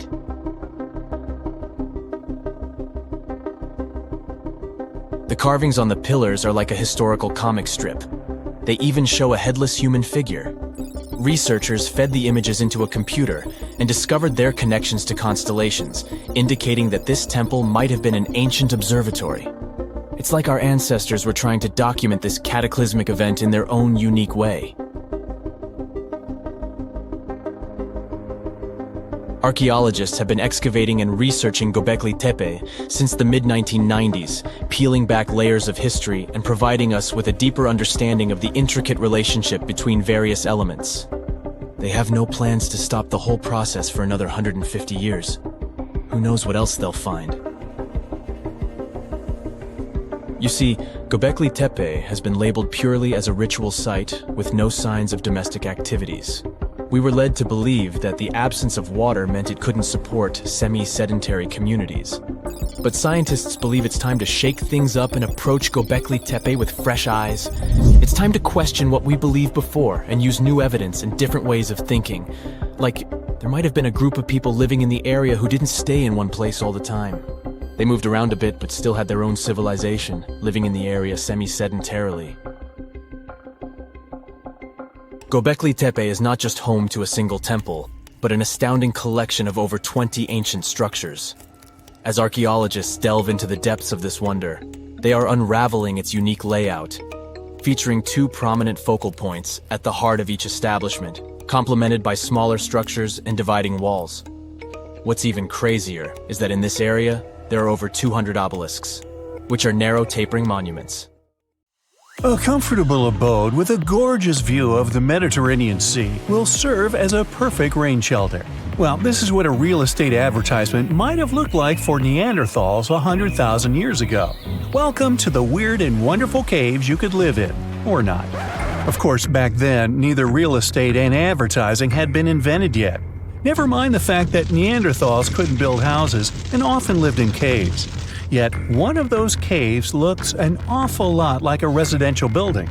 It's situated inside a high limestone cape called the Rock of Gibraltar.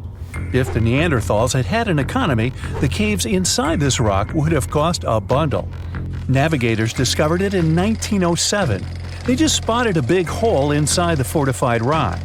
For many years, scientists have studied this place and found some traces of Neanderthals. They discovered ancient tools in the cave and bones of old animals. But the coolest thing was, they found 4 caves inside the rock. It was like a residential complex. Neanderthals lived alongside neighbors and helped each other hunt and fish. They created feather decorations and painted abstract drawings on the walls. Imagine our ancient predecessors hanging out in these caves 100,000 years ago. And now, scientists hang out there and study the primeval past of Neanderthals in detail. At the end of 2021, archaeologists uncovered a gap inside one of the caves leading to an unknown tunnel. They crawled through this hole and opened a new space under the cave roof. This place has been closed off from the outside world for over 40,000 years. And it seems it was one of the most prestigious apartments in the entire mountain complex. It has high ceilings with ancient stalactites. The ruined stone curtains divided the apartment into several rooms. Scientists also found the remains of ancient animals and scratches on the walls. It seems that Neanderthals had never lived here, but they used to visit this place. Archaeologists found the shell of a sea snail called dog whelk. One of the Neanderthals brought it here for some reason, but the primary owners of this place were hyenas. These caves show that Neanderthals were closer to humans than to monkeys. They had a way of life and even some customs. There's still a lot of work ahead, and scientists hope to find new rooms inside this rock. Meanwhile, in 2003, archaeologists discovered another early dwelling on the Isle of Flores in Indonesia. Among the green jungle, they found a cave with ancient tools. At first, everyone thought the human ancestors lived here, but then scientists discovered an unusual skeleton of an adult. A thorough analysis showed the skeleton belonged to a 30-year-old woman, 3.5 feet tall, just above the waist of an average adult. The woman's weight was equal to the weight of an adult shepherd. The skeleton didn't belong to Neanderthals or Australopithecines. It was a new unknown species, which scientists called Homo floresiensis, or simply the Hobbit. Also, there were remains of unusual ancient animals in the cave. It was an elephant the size of a cow, some large storks, and giant rats. Archaeologists have found out that hobbits were not the owners of this place. The main inhabitants were the rats the size of a cat. Maybe they were fighting the hobbits. Some analysis shows that Homo floresiensis wasn't our direct ancestor. They were in a separate branch of evolution. The hobbit skeleton looks more like that of a monkey than of modern humans.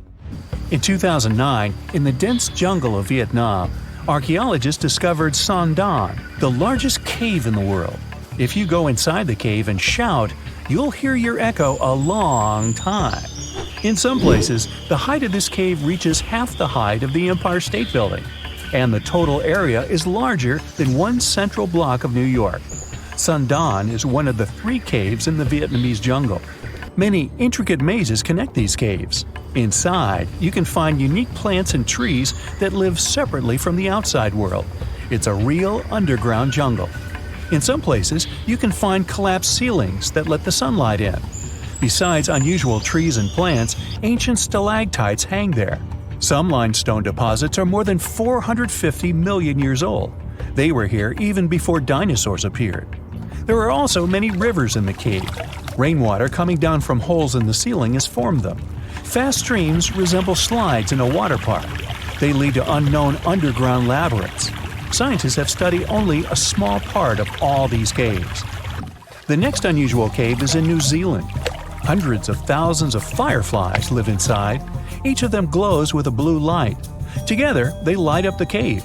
It may seem to you that you're on another planet, but you can't stay there for a long time. Special air measuring devices are everywhere. Scientists monitor the level of carbon dioxide necessary for the normal existence of fireflies. These insects are sensitive to the environment.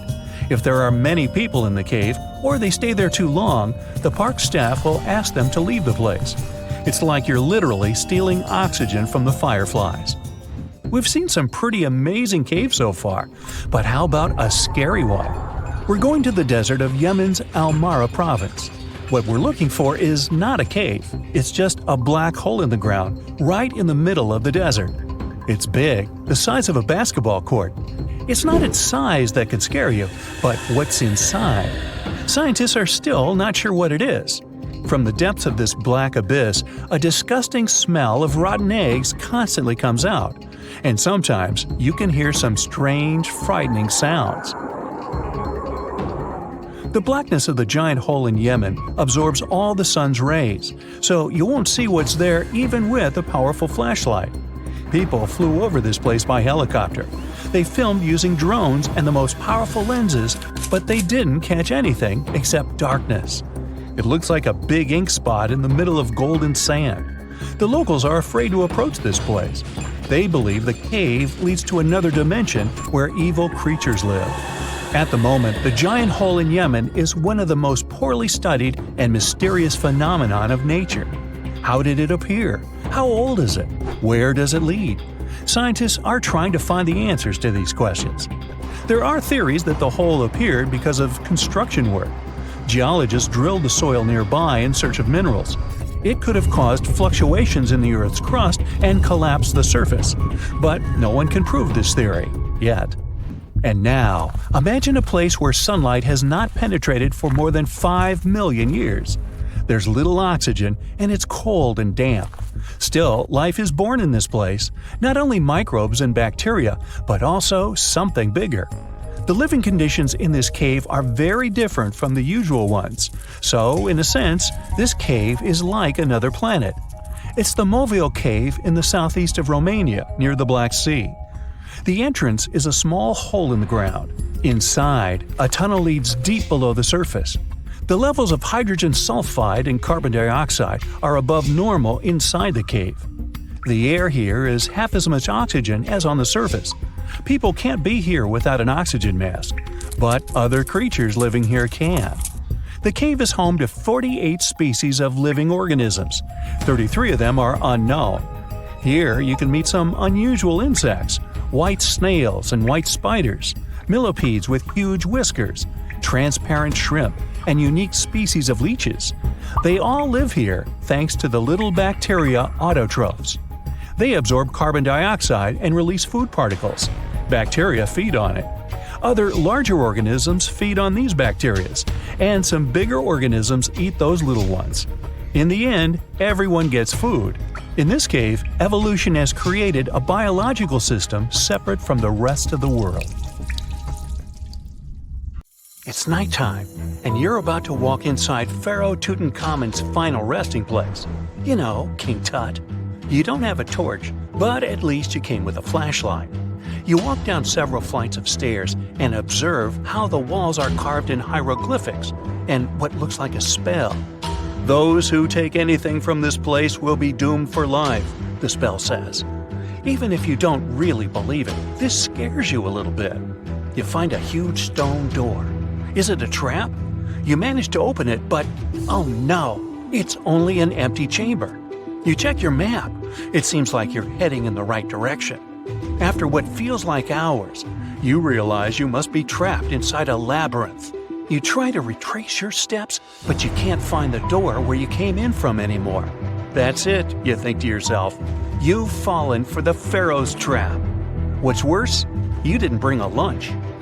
Okay, so we've all seen Hollywood movies where the main character is exploring ancient ruins and faces some seriously dangerous traps, right?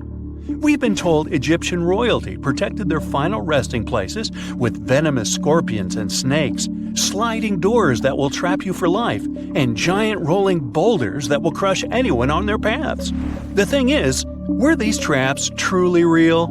Well, I regret to be the one to break it to you, but this is all fiction. These elaborate traps were too technologically advanced for ancient civilizations to pull off. That is not to say, however, that there weren't any traps at all.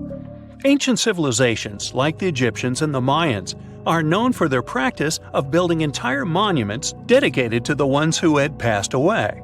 These structures would often reflect the position of person occupied in society.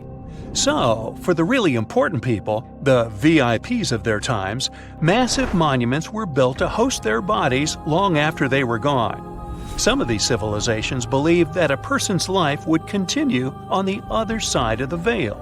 For that reason, a person would be buried together with the belongings of their current life. If they had a lot of money and power and stuff, that meant their resting places would be filled with riches and gold. Now imagine if you lived in ancient Egypt and you knew exactly where all the pharaohs' tombs were located and had heard rumors of the amount of wealth kept in these places. Maybe you would be tempted to go check it out, right? We're talking about large rooms filled from floor to ceiling with golden artifacts, jewels, and even money. I mean, it does sound tempting.